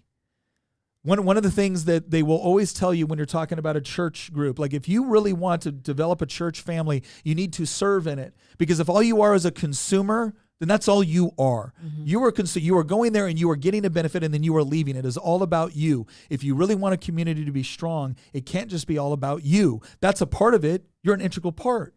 And if you really want to grow, you have to serve. So if that's what our community should look like, where we've got strong, competent, specialized people that are looking for ways to interact so that the community as a whole can be better than the sum total of its parts while still respecting that individual liberty, property rights, and everything else, how do we foster that community? And that's where we go into our final fifth point here. You know what's crazy? Go ahead, actually, Tina. I was just going to say, there are a lot of people that are not alpha males who are absolutely perfect in a field and they can stay in their lane. There are people who they don't know what kind of skill sets that they have that might be helpful to others. And I think if you're in that position, it's a good time. Like right now, when things aren't bad, I mean, things are bad, but they're not that bad. Like you could be training yourself up and improving yourself in ways. And there are ways to learn different skill sets. And I think that the people that don't have one particular thing that they're really excellent at, they could be developing those things now. You can be developing how to become useful in that kind of an environment with other people now. And so it's like pick some skill sets and learn how to get good at them. You won't be good right away, but if you keep at it, you can get good at it. Sorry, real quick. Jeff McIntyre said, sunspots are real, Nick. And Jake said, I was the combo guy. Like, okay, sunspots, I get it. No, listen, that's a funny Nick, inside but SF joke. I was asking if you know, like, give some guidance on if they aren't these alpha males. Oh, yeah. And they don't have these skill sets, what can be done to obtain them? Okay, so Christian brought up earlier, this is one of the things that we're actually, like, we're not so much saying this is the solution right now as much as we're saying, here's something that we've all been thinking about, and that we want to further the conversation with our community on, okay, our online community, how do we develop this locally, regionally, nationally, potentially internationally, et cetera? I love the Homesteaders for America conference. So the Homesteaders for America conference, for me, is kind of the ideal of what a conference should be. And in fact, the one we have is coming up in October oh shoot, I just forgot that. Somebody, it's in the valley, isn't it? No. It's up. It's like I say Winchester? Northern Virginia, but I'll get it's the around. info. What's that? Yeah, we'll get the info. But Homesteaders of America conference is coming up in October. Here's how they run their conferences, because I've been to conferences before, and I have to tell you, one of the most frustrating things is showing up to a conference where basically what you're doing is you're sitting in a series of hotel conference rooms and breakout rooms, and you're drinking coffee and you're just listening to people talk, right? That's it. All right. Yeah, we've got it up here. It's Warren County Fairgrounds over at Front Royal. Thank you. And it's October 13th and 14th this year. Here's what I love about what they do. They have main stage speakers, because obviously that's one of the things that you're doing. You want to show up and you want to listen to people speak. They give a ton of time for questions. I absolutely love it. And then what they also do is they have all these breakout sections. They have all these other tents and things like that you can go to, where if you want to learn how to process chickens, or if you want to learn how to, raise honeybees, or if you want to learn how to, you name it. They've got these breakout sections where you're learning real capabilities. You're watching the thing be done. And then on top of that, you're actually connecting with the people either through the Homesteaders of America website, or just through meeting people there, because there's like a ton of booths where you're not only running to people that are like our big names in the homesteading community, like Joel Salatin, who lives in the Valley here in Virginia, or like Jess from Roots and Refuge, or Justin Rhodes, and Abundance Plus, and all these different groups that you can meet. You're getting to meet these people. You're getting to talk to them. You're getting to answer questions. You're also learning about what sort of resources they have available. It could be through social media. It could be through like a paid site. But then you're also finding the people that you already know have some degree of shared values and some degree of capability, and you're looking where they are locally. And what I think that helps foster is that instead of going to a conference, and maybe it's well run, you go to the conference, you get kind of on this conference high of, oh yeah, I learned all this stuff, and oh, I met these people, and isn't that great? And then you leave and you never talk to them again, and you don't really follow up because you get kind of busy with like regular life. They have a mechanism where you're getting to network, you're getting to learn, you're getting maybe some degree of hands-on, or you're learning about capabilities, and then you're offered this mechanism to be able to follow up afterwards.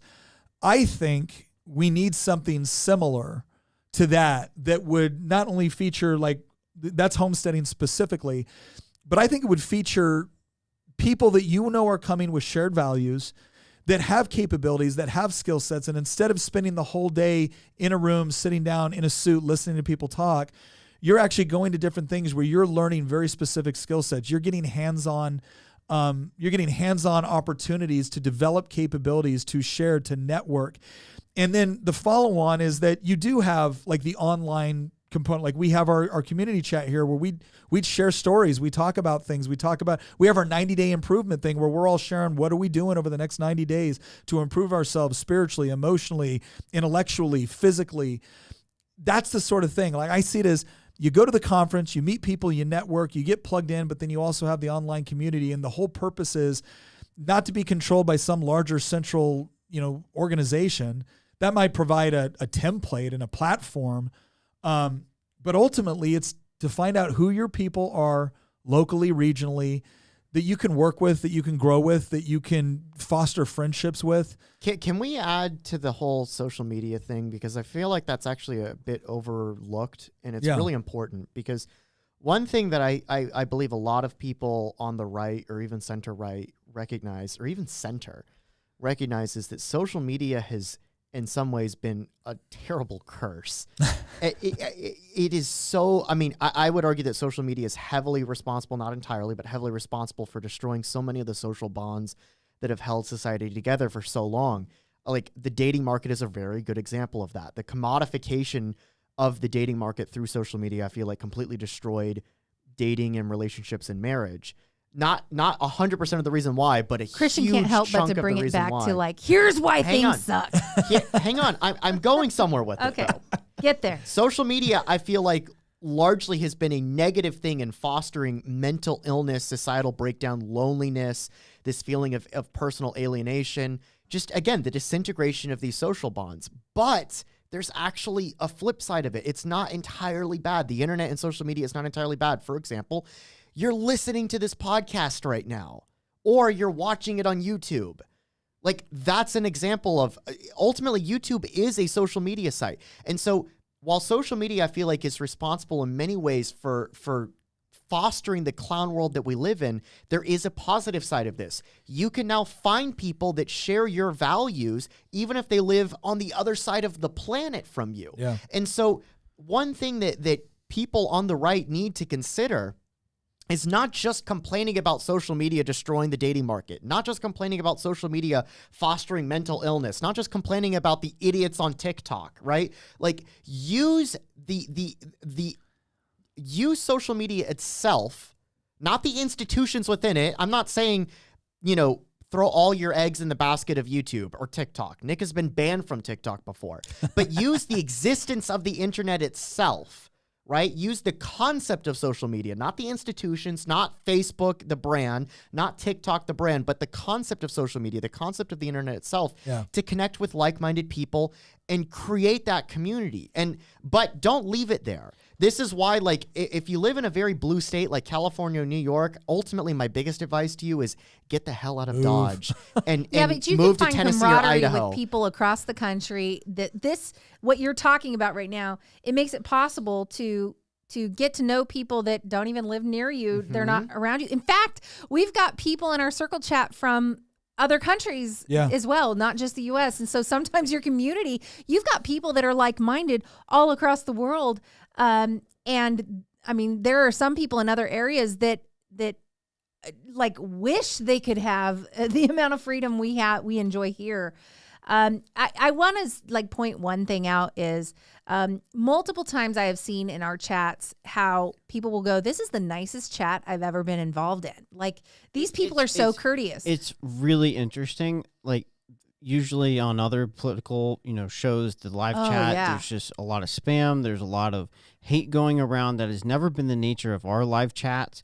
And even in our circle community, like, we've had hardly any problems with people being rude. We've had hardly any problems with people being rude. And I was thinking about this last night. Like, the nature of our conversations are positive, and I think we were really blessed in that people want to have positive conversations. Well, let's talk about this, because this is the part where I really want the audience to kind of opine on this, because I'd like for people to kind of tell us what they think actually makes sense. Actually, well, let me get to this one real quick. Grun Griffin said, if we're 30 years into the KGB active measures, is there any other nation that went through it and came out victorious? Is there anything to learn from them?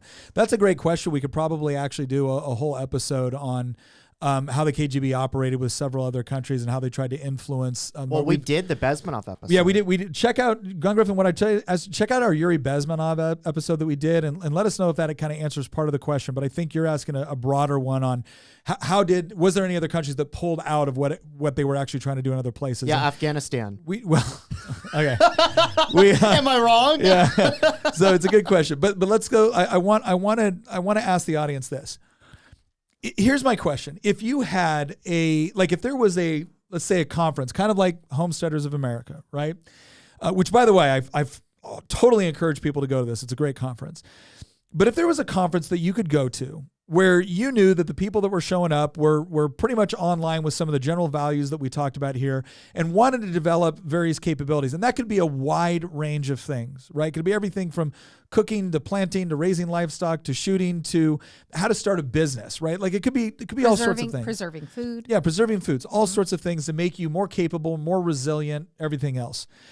And what that meant is that you showed up. Yeah, there was some speakers, but instead of having your schedule heavily controlled, hey, we all come together, there's a breakfast, there's a speaker, and then people kind of disperse and they go off and they go to the various booths they want to go to. They go to the various things where they're actually getting hands-on training. Like maybe, again, if you want to learn how to preserve foods, you're actually getting to go through this process and learn how to do it by someone that is really skilled and that you can trust, knows what they're doing, and give you that information. Various demonstrations, like the Homesteaders Convention last time we were there, they were doing a demonstration on how to humanely process and butcher. I think was it rabbits chickens. They were doing chickens and rabbits. Yeah, I think so. Yeah, it was really sad. It is sad, but they show you how to do it so that you're inflicting the least amount of suffering. But so you have stuff like that. But think about this too. Maybe you're someone where you're like, look, I want to be able to, like, I like what you guys are doing with respect to a podcast. I'd like to do something similar, but in a different vein.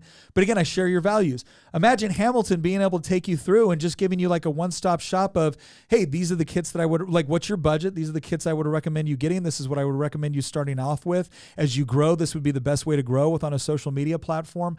That's the sort of thing I'm talking about, to where you show up.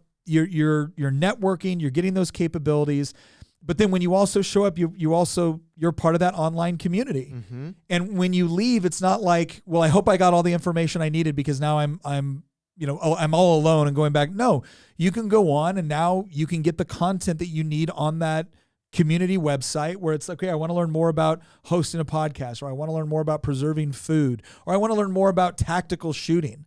And I want to be able to see the videos. And I know there's going to be respected subject matter experts, because maybe we are working with people down the line with like a John Lovell, or maybe you're someone that, hey, I want to learn more. I saw Sound of Freedom and I want to get more involved in that. I want to learn how to do it. Great. We got Victor Marks, and he's going to set you up with what you need to do in order to help out in that particular field. Is that the sort of conference? Like if we could get these people. Yeah. Is that sort of conference people would attend? Is that the sort of online community they would actually want to be a part of? All right. My Urban Garden asked the question, I am grateful that conservatives are talking about service and building community. Conservatives rarely serve others who are food insecure or have substance abuse problems. Liberals have a wide population of volunteers. So, okay, my Urban Garden, here's all I would say. I think I understand where you're coming from on this one. I do want to take some exception with the idea that conservatives don't actually help people that are food insecure. One of the things that we learn when we look at this statistically when it comes to donating to charity is that a lot of conservatives actually donate a very high percentage of their income, comparatively so, percentage of their income to trying to help people that are food insecure, but they might not be doing it in the way that certain liberal organizations prefer to do it. And so a lot of times it's not that people aren't helping, they have different mechanisms or plans for helping. But your point's well taken that what we want as conservatives, and I think sometimes we're inward looking in the sense that my first responsibility is to feed and protect my family. And then my next circle out there might be my extended family, or it might be people within my church, or it might be people within my community. So I don't think it's that conservatives don't do it. I think that the mechanisms that they tend to use tend to be different than the mechanisms that a lot of people that might be more on the left use for that. But the bottom line is that ultimately, I think the problem that I've seen with the way that we'll say the church community, I'll be critical of a community I consider myself a part of, is that when we outsourced taking care of the poor or the food insecure or people dealing with mental health or dealing with addiction, when we outsourced that to the government, what we found is that the government is not good, I don't believe, at creating the sort of programs that are truly beneficial as far as reaching into somebody's life and helping them on the personal level that is usually required to help somebody overcome a difficult economic, mental health, addiction style scenario. And I'm gonna give a personal example from this. I know what it is when I was in the military, and we had a point where it was hard financially, and part of that was because we had another family that we were trying to help support at the time, and I remember having the power turned off in the winter, and it was hugely embarrassing for me. I felt like a failure as a husband. I felt like I wasn't doing what I should have been doing to help my wife. Now, we qualified. I want to say for the first 3 years in the military, we qualified for public assistance, and we never took it. Because we didn't think it was appropriate. We thought we could manage with what we had. Now, in that moment, it wasn't the government that came in and helped us. It was family. And here was the difference. When family or when friends are the ones that come in and help you, I think it reduces this sense of entitlement. And one of the things that is I think, very, very corrosive to a community is when someone believes that they are owed the help of somebody else. I think it's far more beneficial when you know you're not owed that help and somebody does it anyways because they care about you. Whereas a lot of times with the government taking over that responsibility, I think what you end up with is this false sense of, well, I'm owed this because the government should be taking care of me. Well, first of all, the government didn't take care of you. What the government did was take something from somebody else and then give it to you. And then the government gets the credit for doing something, even though it was the taxpayer on the other end of it that was actually the one providing the mechanism for which you received help. And I think when you disconnect people from the help that they receive, from the people that are actually sacrificing to provide it, you don't actually foster community, you diminish it. There is something very, very not only powerful, but ultimately reciprocal about receiving help in a time of need from somebody that didn't have to give it to you, and then desperately feeling a need to not only repay or to pay it forward to somebody else because you know what it's like to be there. And I think that is far more conducive to fostering this sort of healthy community and assistance that you can never replicate with a faceless government bureaucracy. That was a really long response to that, but I appreciate what you had to say, and I wanted to make sure I gave it the attention I thought I think it deserves. All right. Do we have any other questions we haven't got to right here? There are some other questions that I thought were pretty good, but I'm going to have to go back and find them because they're in a different spot. So one person asked what an ODA was. Oh, so Special Forces Operational Detachment Alpha. When you hear like SFA team or like the A team, that's Special Forces, 12-man team. Somebody also asked, question, how big of a community is viable for what you're talking about? Did you already answer that question? No, I haven't. That's a great question. So this is one of the things that I think that, again, when you're talking about people that already kind of like are really conducive to this whole idea of like collectivization and things like that's not us. We believe in cooperation, not collectivization. And so here's where I think it is most effective. I think it depends on what you're trying to achieve. So on the macro level, so let's say like the international level, you have a website, you have people sharing information, you have like subject matter experts that are being able to contribute and create content that you're able to use, and you're able to also feed into that community as well. That gives a sense of like a larger community. So maybe one day you hop on the plane and you fly overseas and you actually link up with people that you've known on this online community. I can tell you right now that if I ever get back over to Europe, there's people on our community chat like I would love to meet in person. I think it would be so fun to go out and, grab a meal together. So that's the macro level, right? Then that's the international. Then you go down to like the national level. That's the part where maybe you're only running into this person, physically like once or twice a year. Maybe you go to a shared conference together or something like that. Or maybe you hit it off and you become really good friends and then you meet up. But again, on that national level, there's still a level of coordination. There's still a level of things where you can receive as a consumer and also contribute as a producer. I think the part where you foster the closest bonds is when you get into the regional and the local level. And that's the part where these are people that you're actually kind of living life together with. So like in our church, we have what they call life groups.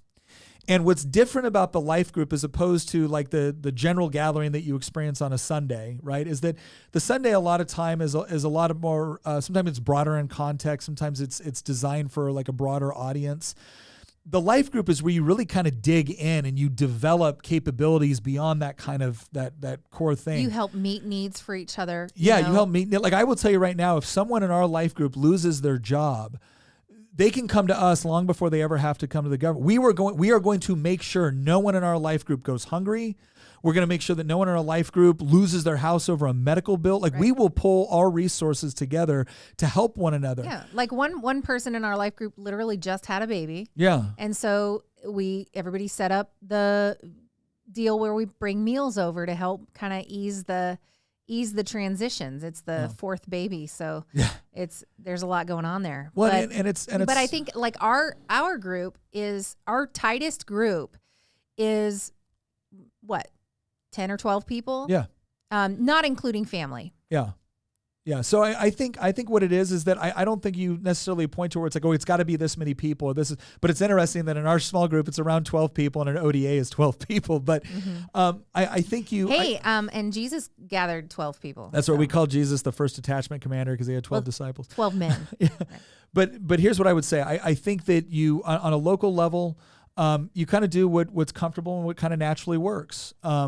And some of that will be more like intimate friendships, right? These are people that you confide in, that you have dinner with regularly, that you hang out with, that if you're going to go to a fair or something like that, they're coming with you. There's other people that maybe are like one circle out from that, where they have certain capabilities, and it's like, you know what? Hey, I want to buy, my food, or I want to buy honey, or I want to buy something like that from someone that I know within this local community because I know where it's coming from. I know how it was raised. I know how it was grown. I know how it was processed.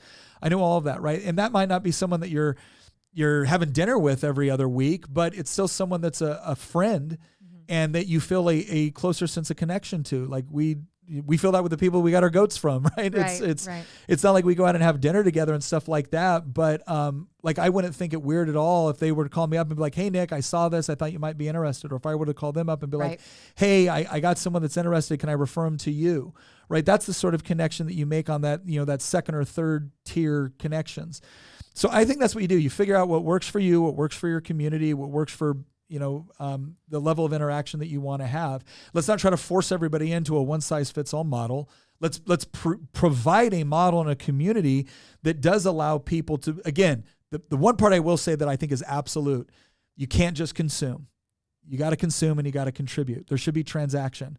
And that doesn't mean that like you got to do like your volunteer hours or something like that. It's more of... No, it's more like you can't just be the drain on everybody all the time. Yeah. You've got to bring something to the table for your own self-worth, really, because what was that Nick quote where it says, if you give a man something he can't repay, you force him to be your enemy. Yeah. People like to feel like everything's not just one-sided. And so you've got to be able to provide something. Just so that you don't feel like a deadbeat, and also so that people don't feel like you're constantly sucking resources off of everybody all the time. And that could be, everybody knows folks that like seem like they bring the drama everywhere they go, but they don't do much else. That's what they bring. They bring the drama. And if you don't know who brings the drama, you might be the one who brings the drama. Hey, Hamilton, could you go back to that previous question that you had pulled up? I feel like this is a great question. Actually, first off, to the previous question that Nick was answering earlier, I would argue that on a macro scale, your audience is arguably almost half the country. Half the country, relatively speaking, is on the right to varying degrees. And again, what they should be doing is working towards building these parallel institutions and just ignoring the left. We should be treating all of these institutions the left has controlled the same way that we treat Disney and Hollywood, which is with complete irrelevance, mockery when they do stupid things, and allow them to crash and burn. Which actually leads me to this question, which is a great question from Wilhelm. Even though it's directed to Nick, I want to give a shot at it and then maybe give it to you and then you can wrap up. Sure, go for it. He says, what are your thoughts on those who want to burn down the government because they believe it can't be saved? My thought to that is you don't need to burn down the government. The government is doing a good enough job burning it down itself. And It is. We talked about this in Tuesday's podcast, the previous podcast, and we've certainly talked about this in many other shows. That like, I've argued for months now that the right doesn't need to do anything other than focus on themselves in terms of constructing these new counter institutions, because the left is going to destroy itself. The trajectory of the federal government is unsustainable from a monetary perspective. Nobody needs to burn down the government. Like I said, the government is doing a good enough job burning itself down. Yeah.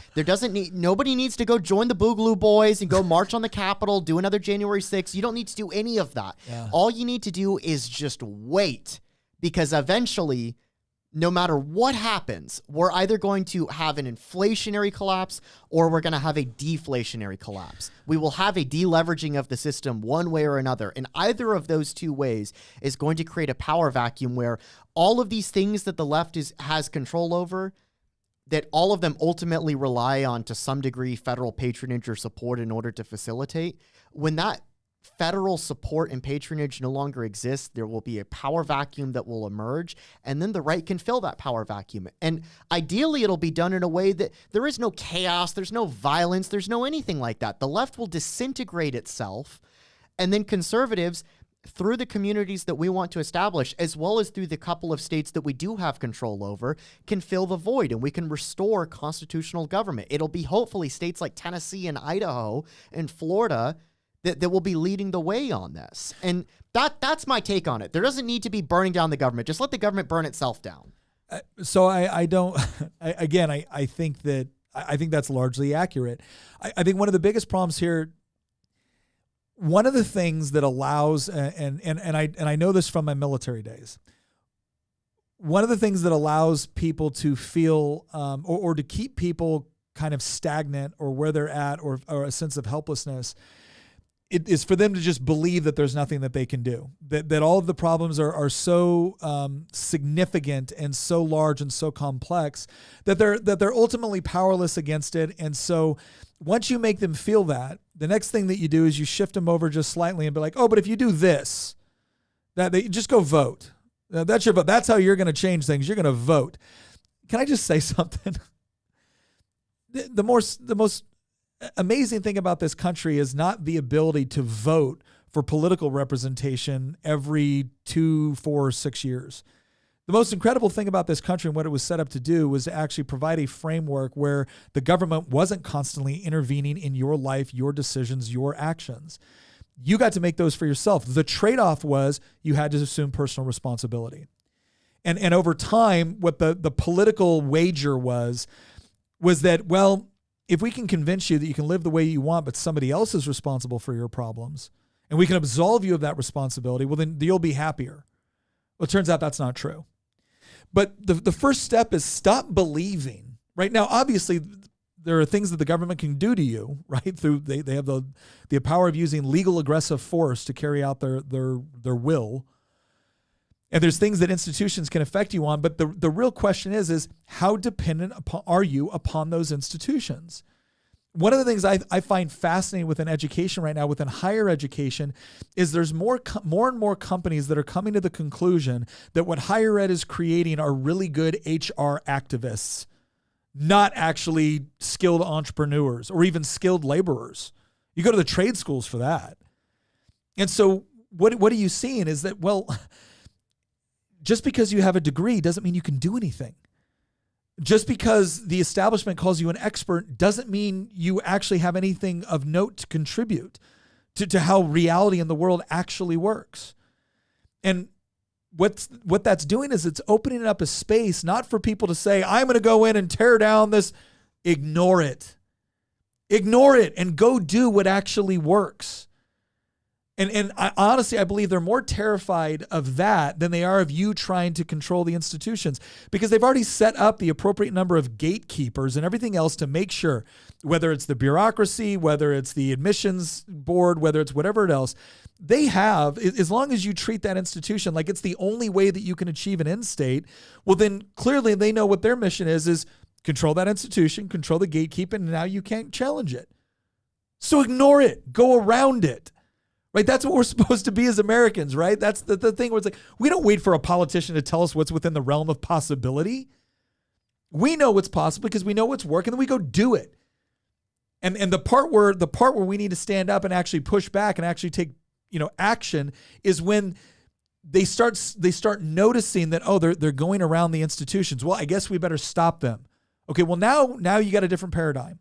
If I'm not doing anything morally wrong, if I'm not doing anything corrupt, and now you're deliberately coming in and stopping back and pushing from me, well, that is an excellent recipe for civil disobedience. Because there are times, and quite frankly, in this history, we have a proud history of civil disobedience. I'm really grateful that in Wisconsin, a local sheriff arrested a federal marshal for trying to return someone to captivity, to slavery. I'm really glad that Rosa Parks refused to sit on the portion of the bus where they told her that she had to sit. And there's going to be other mechanisms where you're going to have an opportunity to say, you know what? I am not doing anything morally wrong. In fact, I'm doing something wonderful and productive and helping people. And if you're going to step in and tell me, well, you're not allowed to feed hungry people because you don't have the right permit, you know what? Maybe at some point it's just good to look back and be like, okay, well, we'll see how bad you want to enforce it. We'll see if your desire to use resources to enforce this is stronger than my desire to do what I know needs to be done within my community, provided I'm not hurting anybody. And you know what? I think that's a worthy matchup. I think that's a worthy matchup because that's what's going to show the absolute moral bankruptcy of some of these approaches, the coercive approach versus the cooperative approach. And I'm not saying it's not going to cost you something. That's the other big thing I think all of us need to understand. Sometimes standing up for the right thing will cost you something. But if you have a community that you know and you can trust and you can depend on, if you have capabilities, if you've not only been consuming from that community, but you've been pouring into it, gosh dang it, it's a lot more likely to show up for you when you need it. And that's what this should be about. And I think it's a positive thing. I think it's actually a fun thing. It's an exciting thing for me to think about because I love learning new skill sets.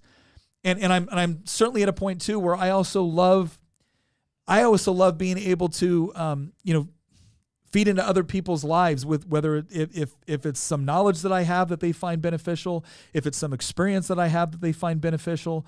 I mean, being able to teach somebody else to accomplish something really is incredibly rewarding. Not just monetarily, not just fiscally, but it really is rewarding in the sense of purpose that it gives you in that moment where you know that a particular skill set that is valuable is going to live on in somebody else. So that's what I would say. I overall agree with Christian. I don't think you need to actively work to burn it down. I think that there's still very, very valuable ways to participate in our political system. Obviously, I believe that. I'm in an elected office, and I don't believe we should surrender on that. But one of the biggest things that I fight for is your right to live your life the way you want, not the way that somebody in Richmond or DC thinks you should.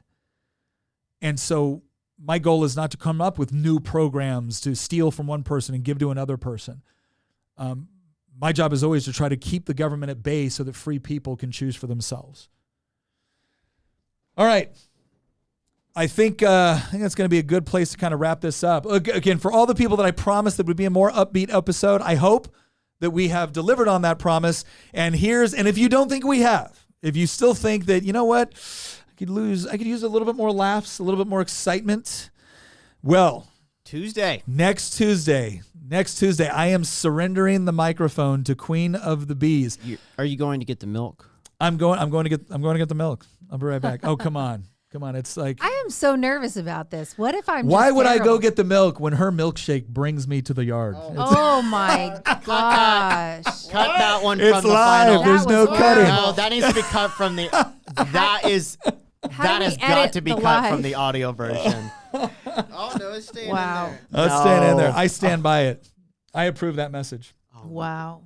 I'm But listen, no, I'm actually having to travel for something that hopefully later I might be able to talk a little bit about. It's a project that I've kind of wanted to be a part of for a while, and I'm really happy to be able to. So I'm not going to be here Tuesday. So Queen of the Bees will be taking over the mic. She'll be taking over the show, and I may or may not be sharing some very hilarious moments that Christian has brought great objection to, and so I still think that I'm going to have to share these things, and Christian's just going to be so embarrassed. But there is a super chat here, Christian. Well, here's what I'm gonna do. Are we gonna do a wrap up and answer a couple? Okay, so I want to answer this question real quick because I really appreciate the super chat. So Jim Ross said Christian highlighted organizations were co-opted to push agendas. Conservatives said, let me do my thing. Once the left said you must agree, these are not for you. Conservatives said, okay, but I'm not paying for it anymore. They are now failing. I think that's. Well, I'll let you opine as well. I think one of the things that we're both trying to say, and we're saying a little bit different, is that, again, some of the things that give these institutions power is the general belief that they have power, or that the only mechanism that can convey that sort of power, a credential or diploma or degree or whatever else it is. And what's fascinating is when people finally stand up and say, I just don't recognize it anymore. I don't recognize your influence over my life. Now, again, it's a little bit harder with the government, right? But with a lot of these other institutions, it's like the best way. You want to fight Netflix, you want to fight Hollywood, don't buy their crap. Turn it off. Go watch Sound of Freedom and unsubscribe from Disney Plus. The cathedral has power because everybody's going to mass, and it's time for a reformation. Wow. He's gonna straight up get his Martin Luther on and like bam, right to the door. Or better yet, it's time to start going to the Orthodox churches instead. Like, point is that like whatever you want to call it, right? I brought up earlier in the show that like some people call it the Matrix, some people just call it the system, some people call it the cathedral, some people call it the Leviathan. It's all the same thing, right? People are just coming up with different terms to describe the same thing, and that thing is the left's domination of our cultural and political and societal institutions. The reason that they have power, though, is because we give it to them. We grant them that power. Mm-hmm. The minute that we stop fighting against these institutions and instead walk away from them and build our own explicitly conservative right-wing equivalents to them, because we need to be aware of Robert Conquest's second law. They need to be explicit that they're right-wing. We can't make these. There is no such thing as obscure base neutrality. Yeah. Like there isn't. Going back to the first question I answered in this podcast, that, so you believe in indoctrinating children? Of course I do. Because if I don't, somebody who believes that chopping their genitals off will make them a woman will be indoctrinating them instead. The question is, what type of worldview are they going to be given? Are they going to be given one based on facts, logic, beauty, truth, reason? Or are they going to be given one that's built around delusions? And so I would submit to you that if you want to destroy the left, the way that you do it's not staging a military coup. It's not voting harder.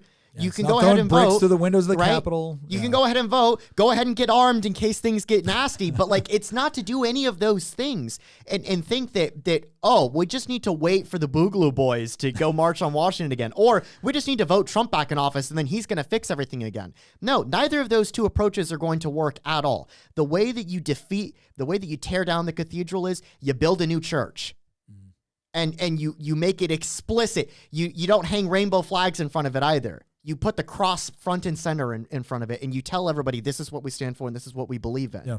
The way that you defeat the Leviathan is you don't try to take control of the Leviathan, you slay the Leviathan. The way that you defeat Sauron is not with the ring, you cast the ring into the fire. Whatever analogy works for you, the fact is that we've got to build our own institutions and stop caring about the left when they complain about us or when they put out garbage content. Mock them. That's why I called them losers in previous podcasts. We need to make it cool again to mock these people and to not care about what they think. Who cares what a bunch of mentally ill people think about us? Seriously. So like, that's where I'm at. And if we take that approach and we stop giving the left power, suddenly we're going to wake up and realize they don't actually have control over us. All right. So here's what I'm going to close with. First of all, I want to thank everybody for participating. I want to thank for all the suggestions that we got in our community chat. I'm really excited to watch later what Queen of the Bees will be saying on Tuesday, since I will not be here for it. That will be interesting. I think this is the first time ever this has happened. This is going to be an MTA no one's ever going to forget. Yeah, I could see this going in directions that yeah. Anyways. Yeah. Anyway, like I've always told people this. I'm like, you guys think I'm the crazy one. No. That's Queen of the Bees. And I mean crazy in a good, loving, beautiful way, honey. creative way. Like, that's exactly how I meant that. But listen, I want to thank you all for watching. Also, please consider joining the community chat, because we would like to follow up with more ideas about what we're talking about here. What is a conference? Is being able to share skill sets. Who are the sort of people that you would like to see at something like that? Is that something where you'd love to see a Joel Salatin? Is it something where you'd love to see a John Lovell or whatever it is? We'd love to get your take on what it should look like, because I don't think that's beyond the realm of possibility. I think the same thing's true for like an online community, because we already have something like that. David Matthews just brought up John Lovell's Warrior Poets Society. I'm actually going to be sharing the stage or sharing the thing with John Lovell at the Homesteaders of America's convention. John and I have talked. We're planning on talking some more. I can't reveal any more right now, but let's just say I'm a big fan of John, and I think he's someone that has a lot of the shared values that we're talking about, along with some other people. We might get some good collaboration in the future. But think about this conference. Think about this online community. What should it look like? What should we do? How could we create something that we can both get something out of and contribute something into, so that we do have the sort of community where we have each other's back, not only in the good times, but also when things potentially get bad. Hopefully they never do, but come on. Anyways, once again, thank you very much for watching, and we will see you next episode, where Tina, Queen of the Bees, will be running everything. Bye, all.